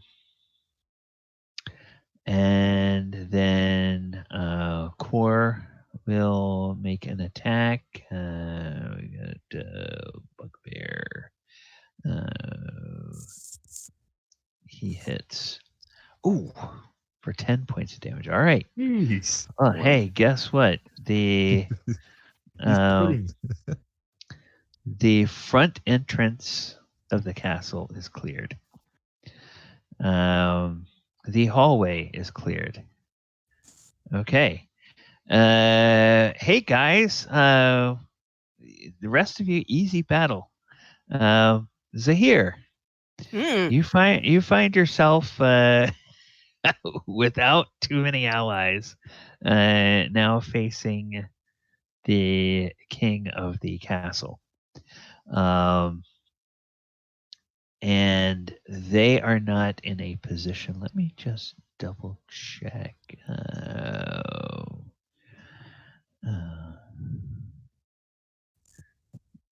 Right, let's see. Okay.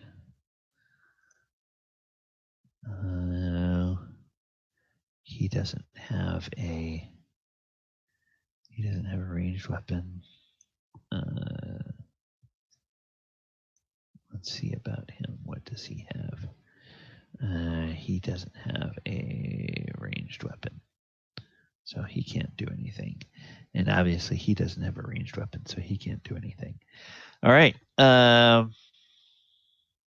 Well then.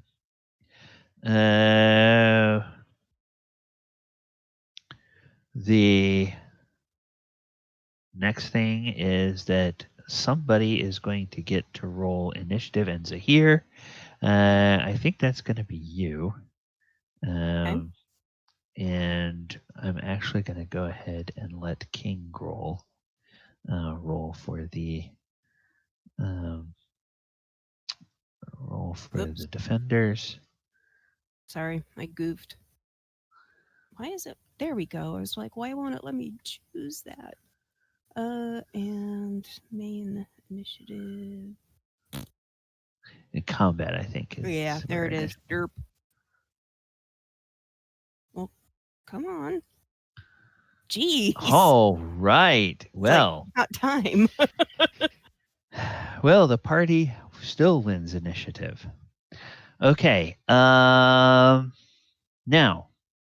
Zhire, you can hear a lot of shouting that sounds like it's celebratory shouting from the front hall, sort of drifting through the hallways of the castle back towards you. You do not you can't tell because any voices of your own allies would be drowned out by all those goblin voices, so you don't know what that means. But it's a bunch of a lot more goblins than you guys brought with you, shouting in victory. So what would you like to do? It's your movement. Well, I'm going to try and aim for this guy. Okay, so when it comes time to do a ranged attack, you're gonna. You're not gonna... Oh, okay. So I'm hearing Jubilee and everything. And since I don't think that that's our people and they're celebrating the loss of our people, I'm like, Scheiße. I kind of nudge the two in front of me. And it's like, we need to finish this now and get the hell out of here before we're overrun. And so they look back at you. Sildar says, "We want to fight. We want to go." We're gonna fight. Okay, I'm with you. But as soon as we get in, we need to shut the door or something. Okay. Well, then, in that case, Sturrock will run into the room, and he will come over to the side here. Sildar will run into the room, and when Sildar gets into the room, Zahir, you can hear him shout one word, Kundrin! Okay. And then you get up to the door, so that means I'm going to let you have a chance to see what's in here.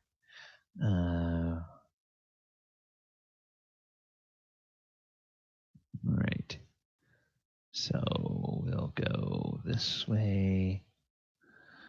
You see this whole area in here. And what you see is a strange looking person. You see an enormous bugbear. You see a big wolf, and you see a dwarf bound and gagged on the floor over here. And Sildar is looking at him with recognition, as if that's somebody maybe that he knows. Okay. And so that's movement there. All right. Sermos and Theolis. The front hallway here seems cleared. What would you guys like to do in terms of movement? I'd point forward for Sermos and Clark to continue on northward, and I'll circle around to the south, and we can finish clearing the castle. That's what I would suggest for them to do. Then I would move. Well, obviously, I'm going to take the 4 contingent goblins that are brought with me in line behind me and try to work through slowly. Okay. All right. So Clark will yell at the 2 goblins over here. You 2 north. Lead us to King Grol. I want his head. And they're like, okay. And so they come running through here. And then they're also going to nope. They're also going to come running through. Dang it.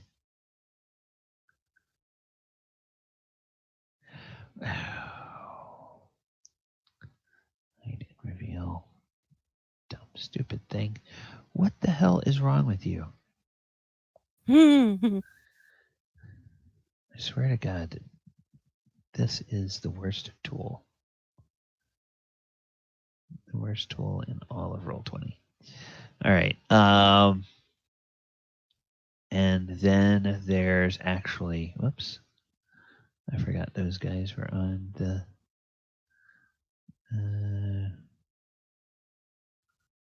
okay, come on. I forgot these guys were on this layer. So there are 3 goblins in here, and when these guys come in, come on. When these guys come in, they Sermos, you hear them say, "Hey, castle's under new management. Let's go kill King Grol. These guys actually pay." And the goblins in here, they go, "Oh, okay, let's go." And then the one in front of you, Sermos, says, "Be very careful. Walk exactly where I do. There's there's an ooze trap in this room. Better watch out because you can't see it very well. And so he will go through and push on through in here. And then the next guy will come through, and when he gets here, he will just sort of point over in this area and say that that's where the ooze is. These guys will follow in here. All right. So then the rest of these guys will come on, and they will follow on in this way. These two goblins will come out here to the front. And then Theolis, yes, door there is unlocked. None of the doors in here are locked. Okay. It doesn't seem like. So you guys can go on as far as you can. These goblins will begin to all make the run back to this side door. Then I guess for Conrad and the NPCs with you, do you guys want to follow in through the front door, or do you want to run around the side? We will.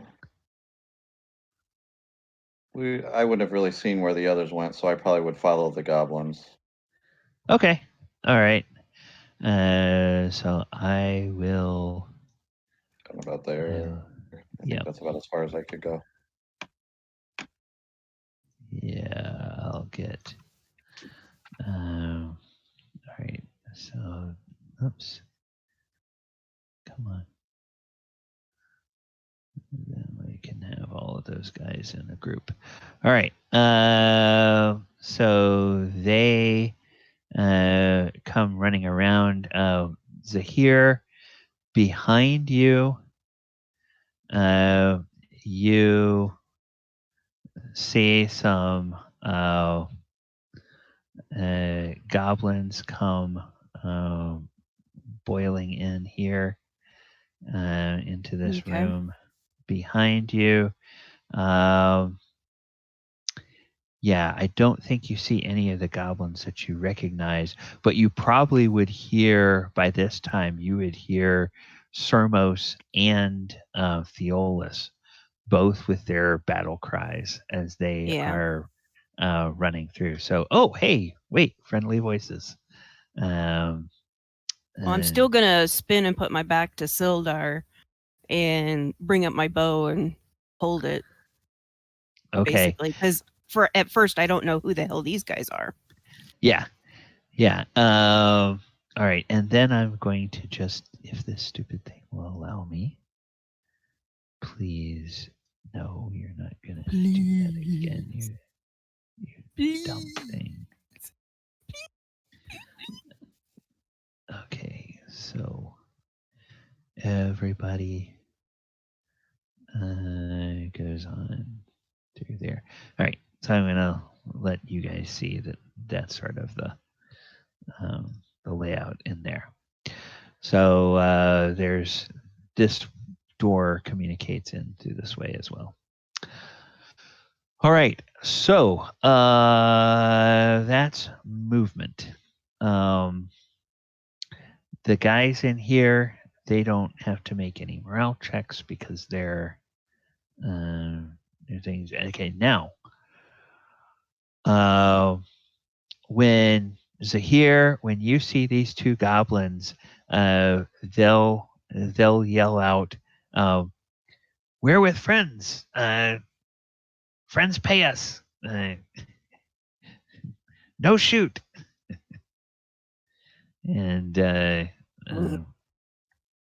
so they will yell at you, and hopefully you will not shoot them. But you do have a ranged attack. So would you hearing that, would you use a ranged attack against them, or would you turn around and shoot I at would somebody turn in the around room? and shoot at someone else, and Okay. just pray that they're being truthful. Okay. All right. So who would you like to shoot at? You've got. I'm going to say you really can't see the wolf through the door, so you have either Him. this guy. Okay, this guy. All right. Yeah. So go ahead and take a shot. AC 9. That whizzes past him and clatters against the far God wall. damn it! Okay. The goblins really don't have a ranged attack because there's one door Oh. there. I'm kind of hoping that it distracted him. Oh shit! Yeah. Something just zinged by my head.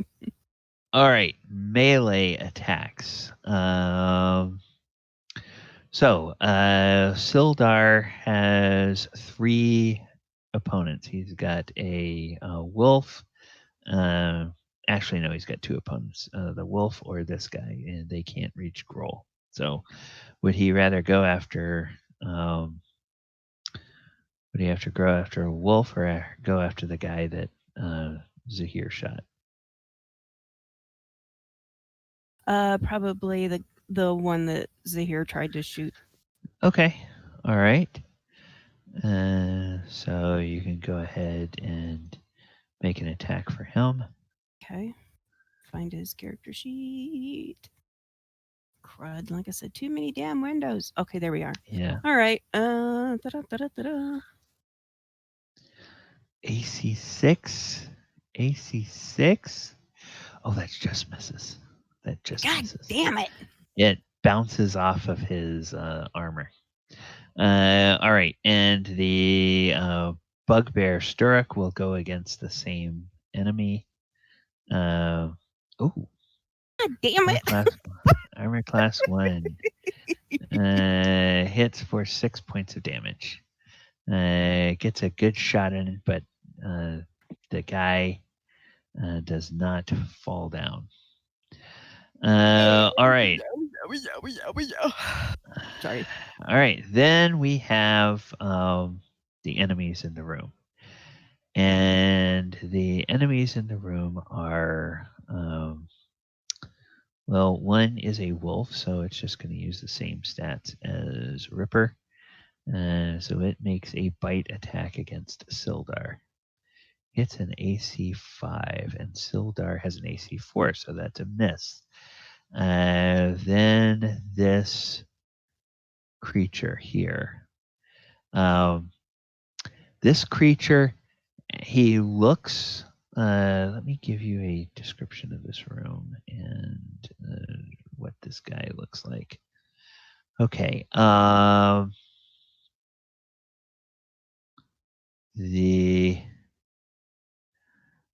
Okay. That's the creature in front of him looks like an elf with dark skin, and it's a female. And Ugly. the yeah, and the and she doesn't look like she has any weapons, but what she does is she just grabs Sildar, leans forward, and tries to bite him, and bites him successfully. Wait, I Ace- think his hit points were never reset. He was down from 28 to 20. Sorry, didn't mean to interrupt. Oh, okay. I think he had 24, and I think he just got bitten by the wolf for 4. Oh, So okay. he had 24, so he went down to 20. Now he's just taken 3 more. So Okay. he's down to 17. All right. And that's sort of okay. Everybody sees that happen. And then Grol doesn't have a melee weapon. So Grol is going to Grol is going to go ahead and not do anything because he cannot. All right, so we're at the end of that round. Let's go ahead and let's take a break. I've got about 45 after. Let's go ahead and take 10 minutes. We'll come back and see if we can finish up this fight. We have only a few enemies left on the board. The problem is they're kind of in a confined area. So the trick is going to be to see how many allies we can get in there to try to fight them at once. All right, I'm going to put myself on mute, put the music on, and we will be back in a few minutes. Chat, thank you guys for hanging out with us. And we'll go ahead and we will be back.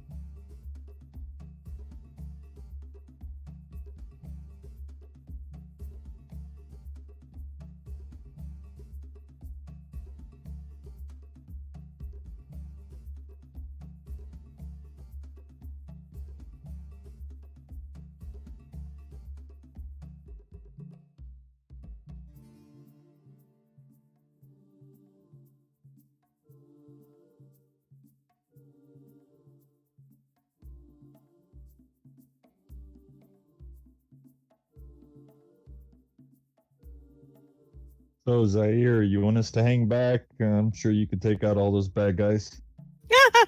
With my luck, I mean, I've wasted 4 arrows already, and no one has. I've not hit a single thing. The most Hang luck back. I've had is as the other character. Oh, we've all had games like that. Sometimes the dice just hate you. Well, the dice What hate was me it? all the time, so it's nothing new. I mean, literally, the dice hate me. Oh, I was in the first fight with the red brands. Me and a red brand went like 6 rounds, and we both kept missing each other every swing. So it seriously looked like 2 mentally challenged people in the front yard of the tavern just swinging at each other. Exactly. That's what it was like. It's like, Oh, good lord. oh no, oh no. Casca, have you used your inspiration? I have not. Okay. Well, then you have an opportunity to give inspiration to somebody else, because that meme that you put up is hilarious.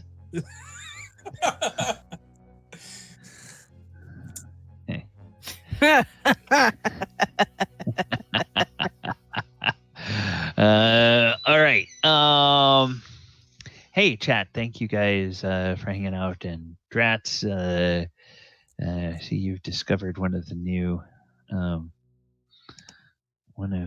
commands I've put up. Did a little bit of maintenance on the channel this week on Nightbot. Also want to let everybody know that we are now part of the Game Rebel Network. So for everybody on chat, we are with the Game Rebel Network, and so when we're not live, you'll see a lot of other people from Game Rebel being hosted on the channel. It's got hundreds of people that stream all kinds of different games.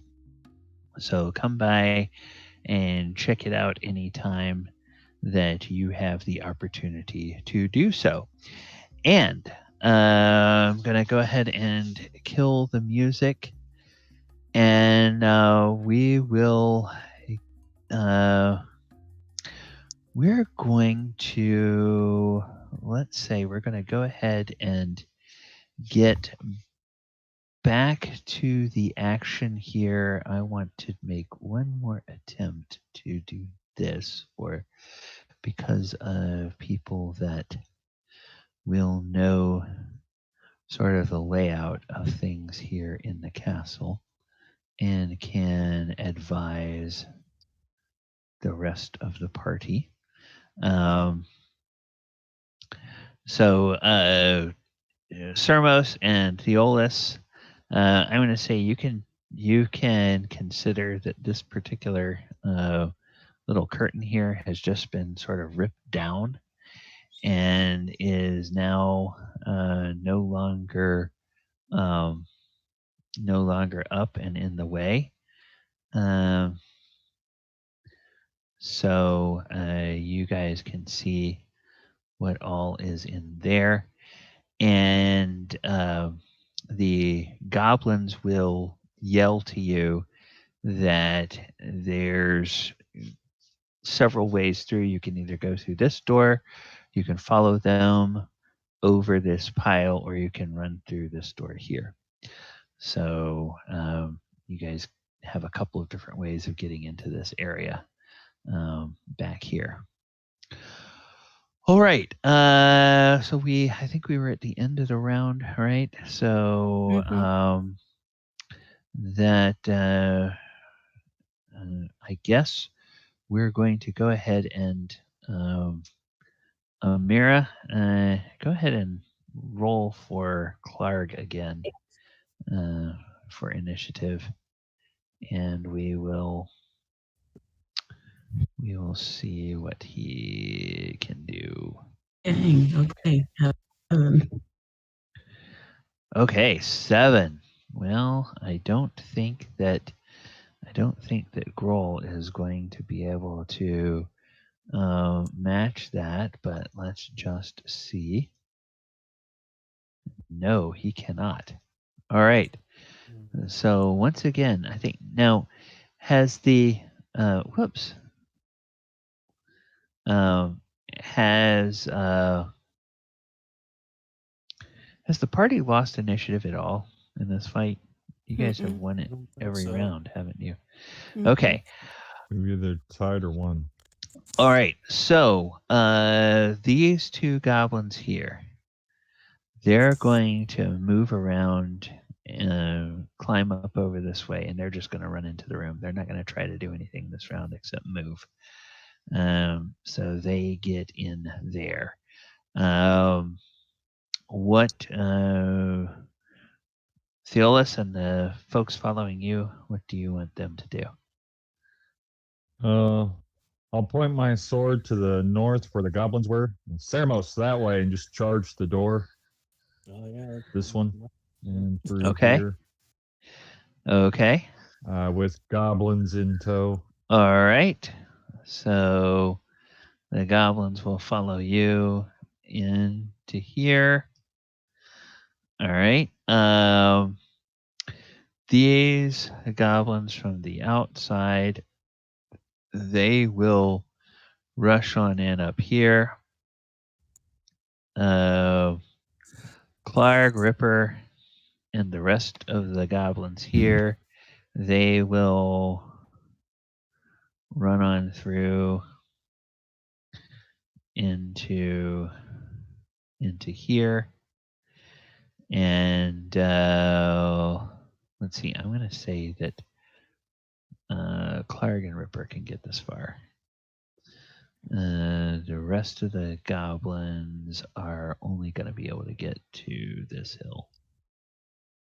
They're not quite going to be able to get in there. But so here you now see a bunch of other goblins, and you can see Theolis down here pushing through this curtain. Gotcha. So there's more allies here, and a couple of goblins are running in, and Sermos came running into this room, and they all are looking like they're about to attack King Grol. So we have several people who can do ranged attacks now. Zhire or Zhire, you want to try attacking the elf lady again? Or That's what you call a lady. But yeah, sure. that's kind of what she looks like, except she has dark skin And bites. and bites. Some of us like biters. Boy, he's turned way down. Motherfucker! Excuse my English. I'm so sorry. Oh my god! First our game. No, but it's the first time she let that one loose. On, go for it. All right. All right. There's two goblins here. One at least of which doesn't have a choice but to use a ranged attack. So it's going to try to attack the elf. Elf, maybe? Armor class 6. I don't think that's going to hit. Nope, that's going to just miss. All right. And then, I don't think we have any other ranged attacks. So, Sermos, you can make a melee attack against either this person or against this wolf. The wolf appears to be trying to bite Sildar. The elvish thing. Woman. Okay, the elvish thing in front of you. All right. Ooh, that's a hit. -5. Okay. Not quite bloodied, but you did take a good chunk out of it with your sword, and now this elf is looking around nervously, seeing it's more surrounded by enemies. All right, Sildar. Who does Sildar want to attack? Zahir. The one right in front of him. Okay, this one again. Mm-hmm. All right. Let's hope my luck is a little better. Doubt it. Little better, not quite good enough. Okay, hits an Usually AC. on the other version of D&D where the higher you get, the better it is. I usually roll really low. Yeah. Well, it's kind of a same concept here because the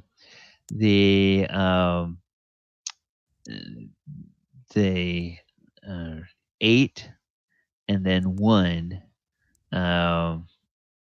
is or actually it's 17 minus 8 is what you rolled. So 8 is the armor class that you hit there. All right, now the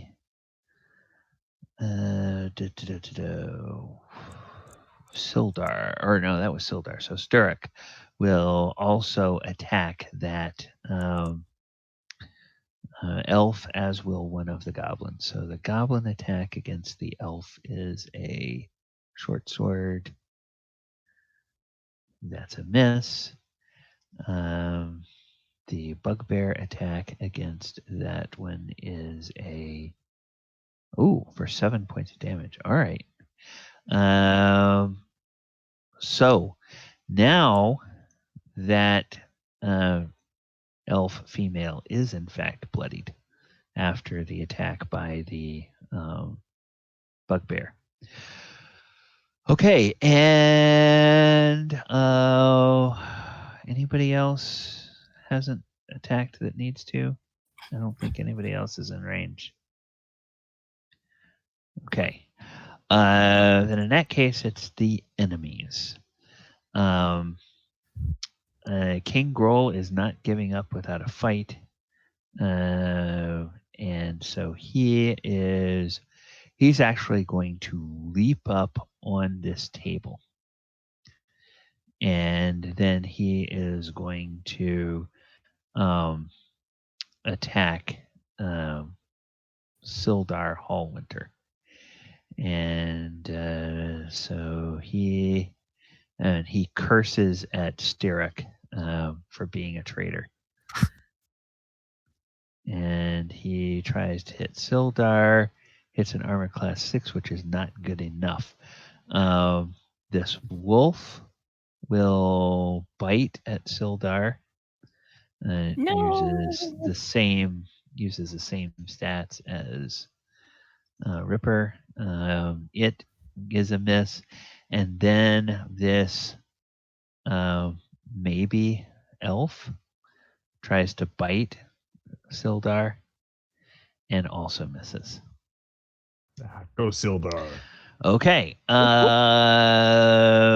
That's kind of like the end of their turn. All right, so you guys are back up again, and you have more movement. So the 2 goblins will move in here.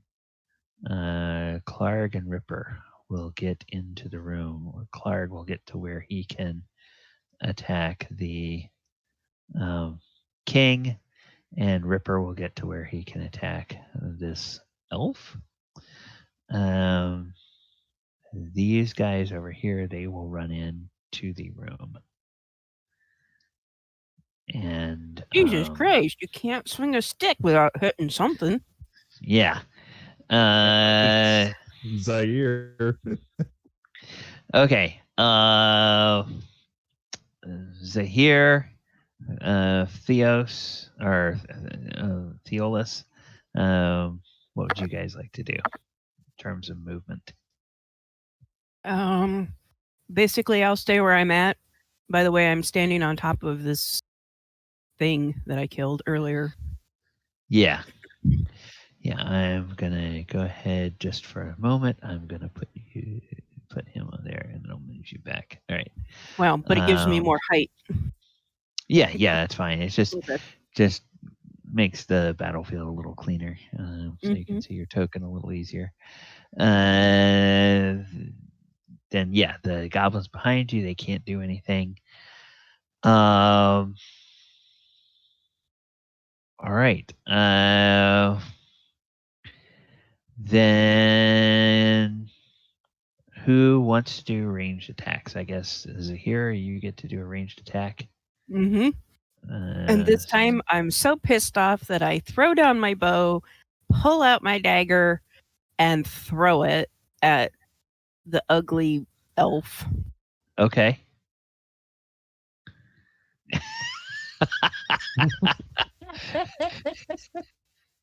And Clark kind of ducks out of the way and says, "And oh, please watch where you're throwing that." You hear her just out of frustration. And Sildar sort of looks over his shoulder, like, okay, somebody's having a bad day. Then two of the goblins back here will take shots at the elf. So they will do. Oh, that's a hit and that's a miss. So down. Down 3 more points. Okay. And then who else? Nobody else is in range to do ranged attacks. All right. No spell casting. Sermos, go ahead and make an attack against somebody. I'm attacking the elf Okay. woman again.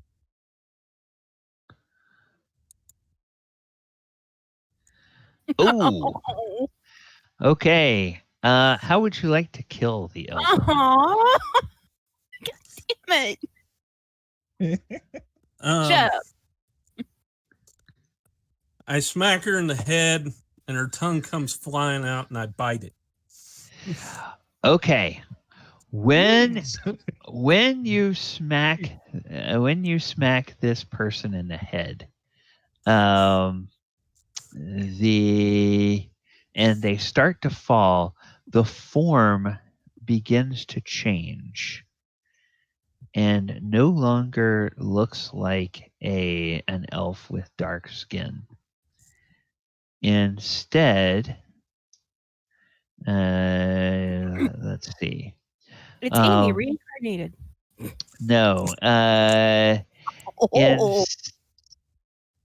Sorry. Instead, it where's the description? Okay. In its natural form, it is a gray-skinned, hairless humanoid. All of the apparent clothing becomes just becomes gray skin. It does not appear to have any genitalia of any kind. And it has sort of large eyes that are kind of vacant and dark. And it falls on the ground, and King Grol just sort of looks at it and breathes in and kind of looks as though he is surprised to see this. And Clark just snarls and says, "Grol, you have betrayed us. I will end you now and take over your place." And Grol just looks back at him and goes, "You wish, Clark. You're nothing but a two-bit." Excuse me. Sorry. Two-bit jumped up bugbear. And they two of them growl at each other. All right, so all right, everybody else that has melee attacks can do so. It's going to be two of the goblins are going to go after the wolf. So let's see. Oh, one of them will get it for 5. Okay, which makes the wolf turn around. I guess the Sildar are going to attack King Grol here. Because Sturrock is definitely going to try to attack him.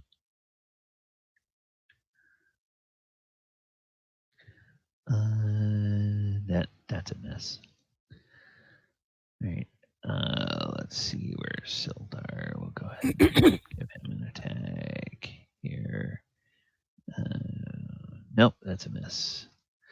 All right. Then let's see. Ripper can't attack it. Clark will attack King Grol. Okay. So I guess if you're there, Amira, you can go ahead and attack for Clark. That's his basically. There's his like only 3 target. bugbears in a row. I was trying to figure out which one was Clark for like half.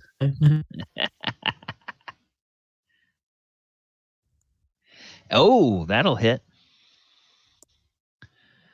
I'm gonna go with this one being. Yeah.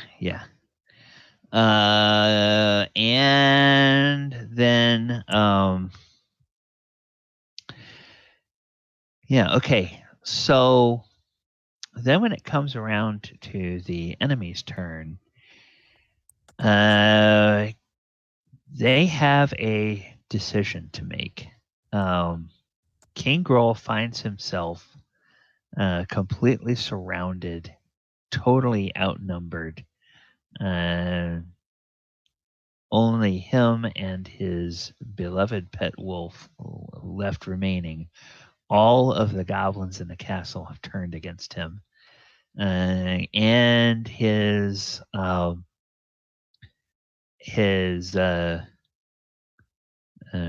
ally has just been cut down before him. And he makes a move of desperation. He turns and pivots, and he cries out to you guys. He holds his morning star aloft over the bound and gagged form of the dwarf in the corner. And he says, "Let me go, or I kill the prisoner." And he's making that as a threat. He wants to escape with his life. So that's going to be something that the PCs, and I will let Amira speak for Clark, but that'll be something that you guys will have to decide. Do you want to let King Grol escape with his life in exchange for the life of the prisoner, or do you want to just do him in? This is Amy from the grave. Kill him. All right. So Clark then would want to kill him. I am sure. Styric looks like he wants to kill him. The goblins look like they want to kill him. What about the rest of the PCs? The dwarf. Yeah, might yeah. be Yeah, safe. if they're close enough to tackle them and get them away from Gundren, then that's ideal. Okay, I'll run over there so and shelter him with my body if I have to. okay, you could push through Clark and the goblins and get over there, but you'd have to kind of go around. You could not, or no, actually, because this guy is off the battlefield. You could push through Sturrock and get over Yeah, here. that's what I was thinking. Okay, yeah. So you can move over there if you want to. I was thinking, All right. actually, And I'll lay on top of the guy, say, take the hit.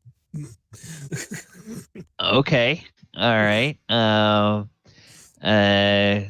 Sturrock sees what you are doing, and he'll drop his morning star and get over here and look like he's gonna go for a bear hug against Grol.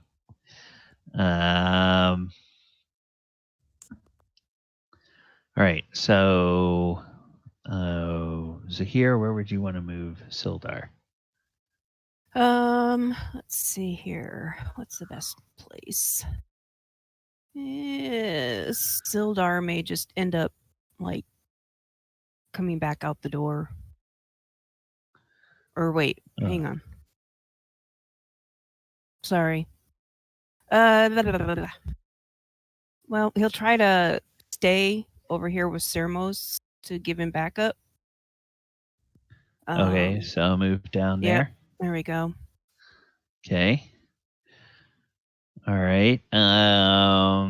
This wolf will run over here and bare his fangs at Clark.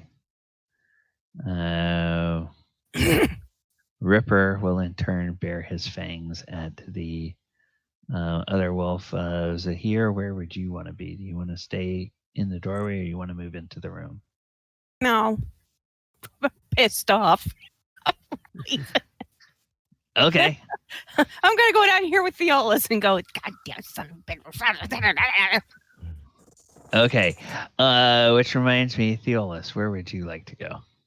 I'll tag in and high five Zhire as I go around and into the room. Okay. Okay. All right. And then the goblins will sort of fill in as they can, and then these goblins from as many goblins as can from outside, they'll sort of come into the room here. Oops. And then these guys will sort of come around and be out here, and these guys will come in here. All right, and then Clark will say, "You're not going to succeed, and you're not going to live.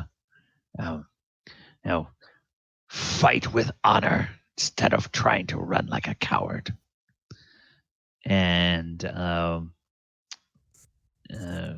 Grol will yell and scream, but completely outnumbered, overwhelmed. He is quickly cut down. Snarl, his wolf. Party, do you guys want to see if it's going to be possible to keep and train the wolf, or do you want to get rid of the wolf as well? Make a nice fur coat. I'd let the wolf escape. Everything else is dead. If it's going to fight Ripper, then we'll just let it run on out. It didn't. I say we give the wolf really a hurt chance anybody. to fight the ooze. Okay. What I'm going to say then is with the party making that call, the goblins will wind up doing enough subdual damage to the wolf that it doesn't actually get killed. It gets knocked unconscious. But King Grol, they show no mercy to him. He is just dead. Jim dead. And Sermos will say that you take 1 hit point. Okay. Because he gets a glancing blow at you, but basically, as he's trying to hit you, he's just getting battered from so many different sides. He can't even land a good blow on you. And with that, there's kind of a success. Kind of, sort of. Kind of, sort of a success from the standpoint that, oh, I'm sorry, Conrad, you guys, all these guys got sort of left out here, so they're kind of all in here. Sorry, Conrad, I wish you had spoken up. Oh, no, that's fine. I didn't figure I could get there but to be effective, and we were just kind of watching make sure nothing snuck up behind everybody. Okay, Yeah. all right. Yeah, the room is pretty crowded. All right. Well, now, in a strange sort of way, you guys find yourselves with an interesting set of allies. Immediately, everybody, all of the goblinoids that are here, they immediately look to Clark and say, okay, I guess you're in charge now. Good luck with that. Clark is still under the effects of the charm from Amy, which means that Clark considers all of you guys to be allies, and which makes the goblins all allies of yours at the moment, at least, unless you all turn on them, they're not going to turn on you. And the Snarl turns out that Snarl, like other wolves, is classic pack animal. So when it regains consciousness, it will sort of look to see that Ripper sees Clark as sort of the alpha. So Snarl will sort of see Clark as the alpha, and will, kind of go and just sort of fall in line with Ripper here, and will be basically another pet. And Clark wants to make sure that Amy has a proper burial, and he will go ahead. A sarcophagus on a wagon we can put her body in. With a slime. We can bury both of them together. It's what she would want. It's definitely what she would want. Clark thinks about this and he says, but there's a slime. And then you all say, but she would want that. And he says, she did love that slime, didn't she? But take all my stuff first, as I want my stuff from a new character. So yes, she will not be lonely in the afterlife. The slime will protect her remains so that no one can ever harm them. Yes. Okay. It's a weird way to put it, but okay. Clark says, "All right, that's fine. We'll take all of Amy's stuff, and he'll ask the PCs to sort of be caretakers of Amy's possessions." And so, Amira, when you decide on your next character, you can just basically transfer all the stuff. And we have a little bit of time. We're actually very close to the end of the session. You guys are going to get a ton of XP for the session tonight. I'll have to calculate it all up and see what you will get. There's also going to be quite a bit of treasure that you all will find here. And you have achieved a major milestone in the story, which is you have discovered where Gundren Rockseeker is. So next week, we're going to start by talking to Gundren, finding out what he knows. We might level up for people that earn enough XP to level up.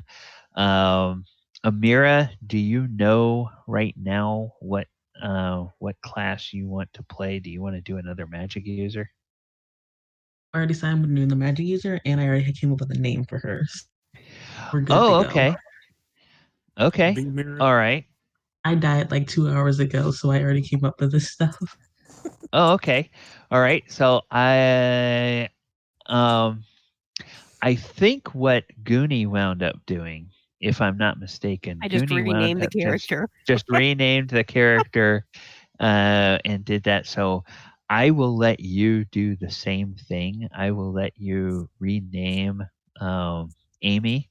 You have all of Amy's current hit points. We'll just say that mystically you have her possessions. So you have her gold, her possessions, her hit points, and you'll be able to apply experience from this session to her. I'm going to credit the XP to Amy, but just add it to the total. And there is going to be a special XP award because Amy went charging headlong into the trap. Shouldn't have been so cocky. I don't know how that's special. Is that a negative award? It's a positive award because it kept everybody else in the party from falling into the trap. So you're all welcome. I saved all of you. I knew it was best to sacrificial lamb. Yeah, we mean bold leadership. Yeah, Don't say it like that.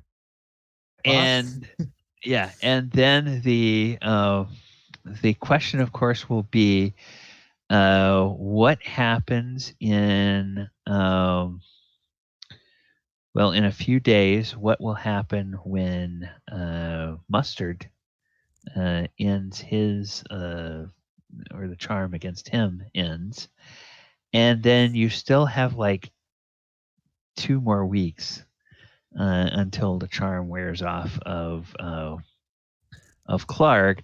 But by the time that happens, Clark is going to basically have fulfilled his dream of becoming king of Cragmaw Castle. So chances are he's probably going to feel like his involvement with the party has been a net win for him. So right now, anybody who's sort of mystically inclined, and that would include Conrad, once you understand that Clark had been charmed, it's like, yeah, he's probably going to like this party even after the charm wears off. So the question is, does the party want to have a long-term ally as a bugbear, or do they want to figure out what they want to do about him eventually? I would Amy hadn't. They leave him as a good ally. Yeah. Well, Go ahead. What about protection for the area? I mean, if you could get the goblins and the humans and whoever else to get along and kind of cooperate with each other, since you're not getting anything from the main capital. Yeah. And in before you joined Casca, they actually brought the town master out to their camp outside of town for an audience with who they were referring to as Lord Clark at the time.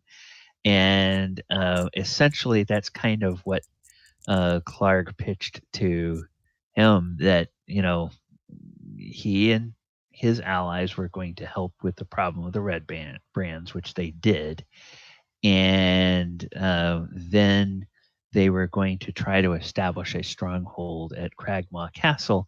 And once they succeeded at that, they hoped they could work out, some mutual protection. Amy had ideas about, starting to collect taxes from the town. I don't think the town master knows that was part of her plan. We'll have to see what what Amira's new character. I was thinks. thinking more of a republic form where there was a council with representatives, and then We can be a council, but I will be the head of it. So You ain't here. You dead. no, Amira is it's supposed to be a less eccentric magic user. Yes, you're supposed to be humane I said less eccentric, not more boring. and less ambitious. All right, you can be ambitious, just a little bit of humility. Come on now. And maybe be good. Who said I was bad? I was a wonderful ruler. Hey, Wow, it's like, illusions of grandeur and everything. well, in the early days of the campaign, we cannot understate how many battles were won by putting the other side to sleep or charming the other side or doing something. That is true. It really was a very effective strategy until it wasn't. But that's part of this game, is what is effective and what is ineffective can change on a dime. And taxes literally. is effective. Magic missile is always effective. Yeah. All right. Well, players, thank you so much for a very entertaining session. And gosh, there might be an extra XP award for Zhire. She's just like, I can't remember when I've ever seen anybody make that many rolls and not score a hit. You don't know me very well, do you? I think she may need to explore the weapon mastery. Yeah. There's some weapon master rules. Might want to take a look into those. A those. monocle or something, maybe, to help with the depth perception. Oh, ha ha! You're so funny. You funny man now. Need something to calm the shakes. Yeah, I know. All right, and for the stream, I am going to go ahead and I am going to set up to let the stream. We're gonna do a raid to somebody else on the team who is playing right now. I'm going to go ahead and I am going to mute what's going on there. I will go to the channel. All right, so for all of the players between now and next Saturday, is there any anything going on any of your social media or anything like that you want to let people know about?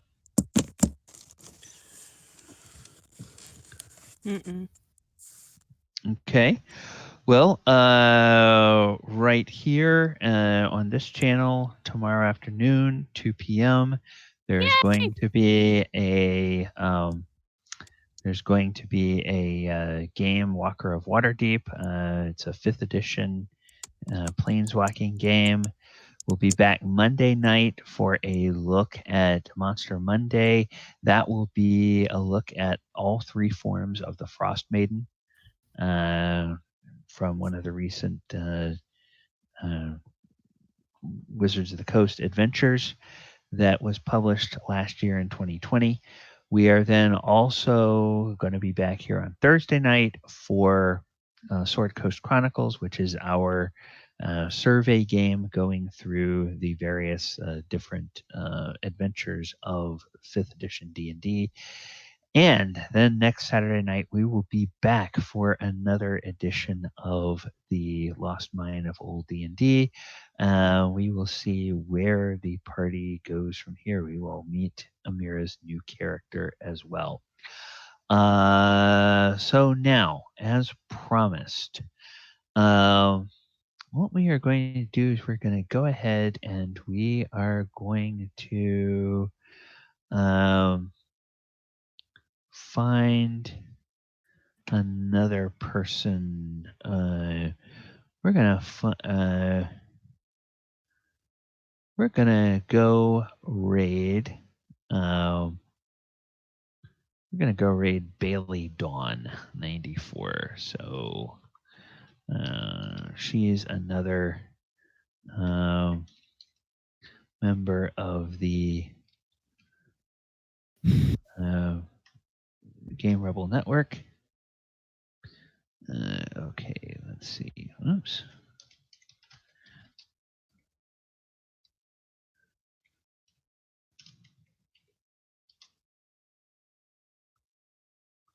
Okay, there we go. And chat, thank you guys. Have a great week, and we'll see you next time. Yay! See you next week. Okay. And there we go. All right. So we have gone and raided that other game. Okay. Wonderful. All right. Players. Thank you. Thank you so much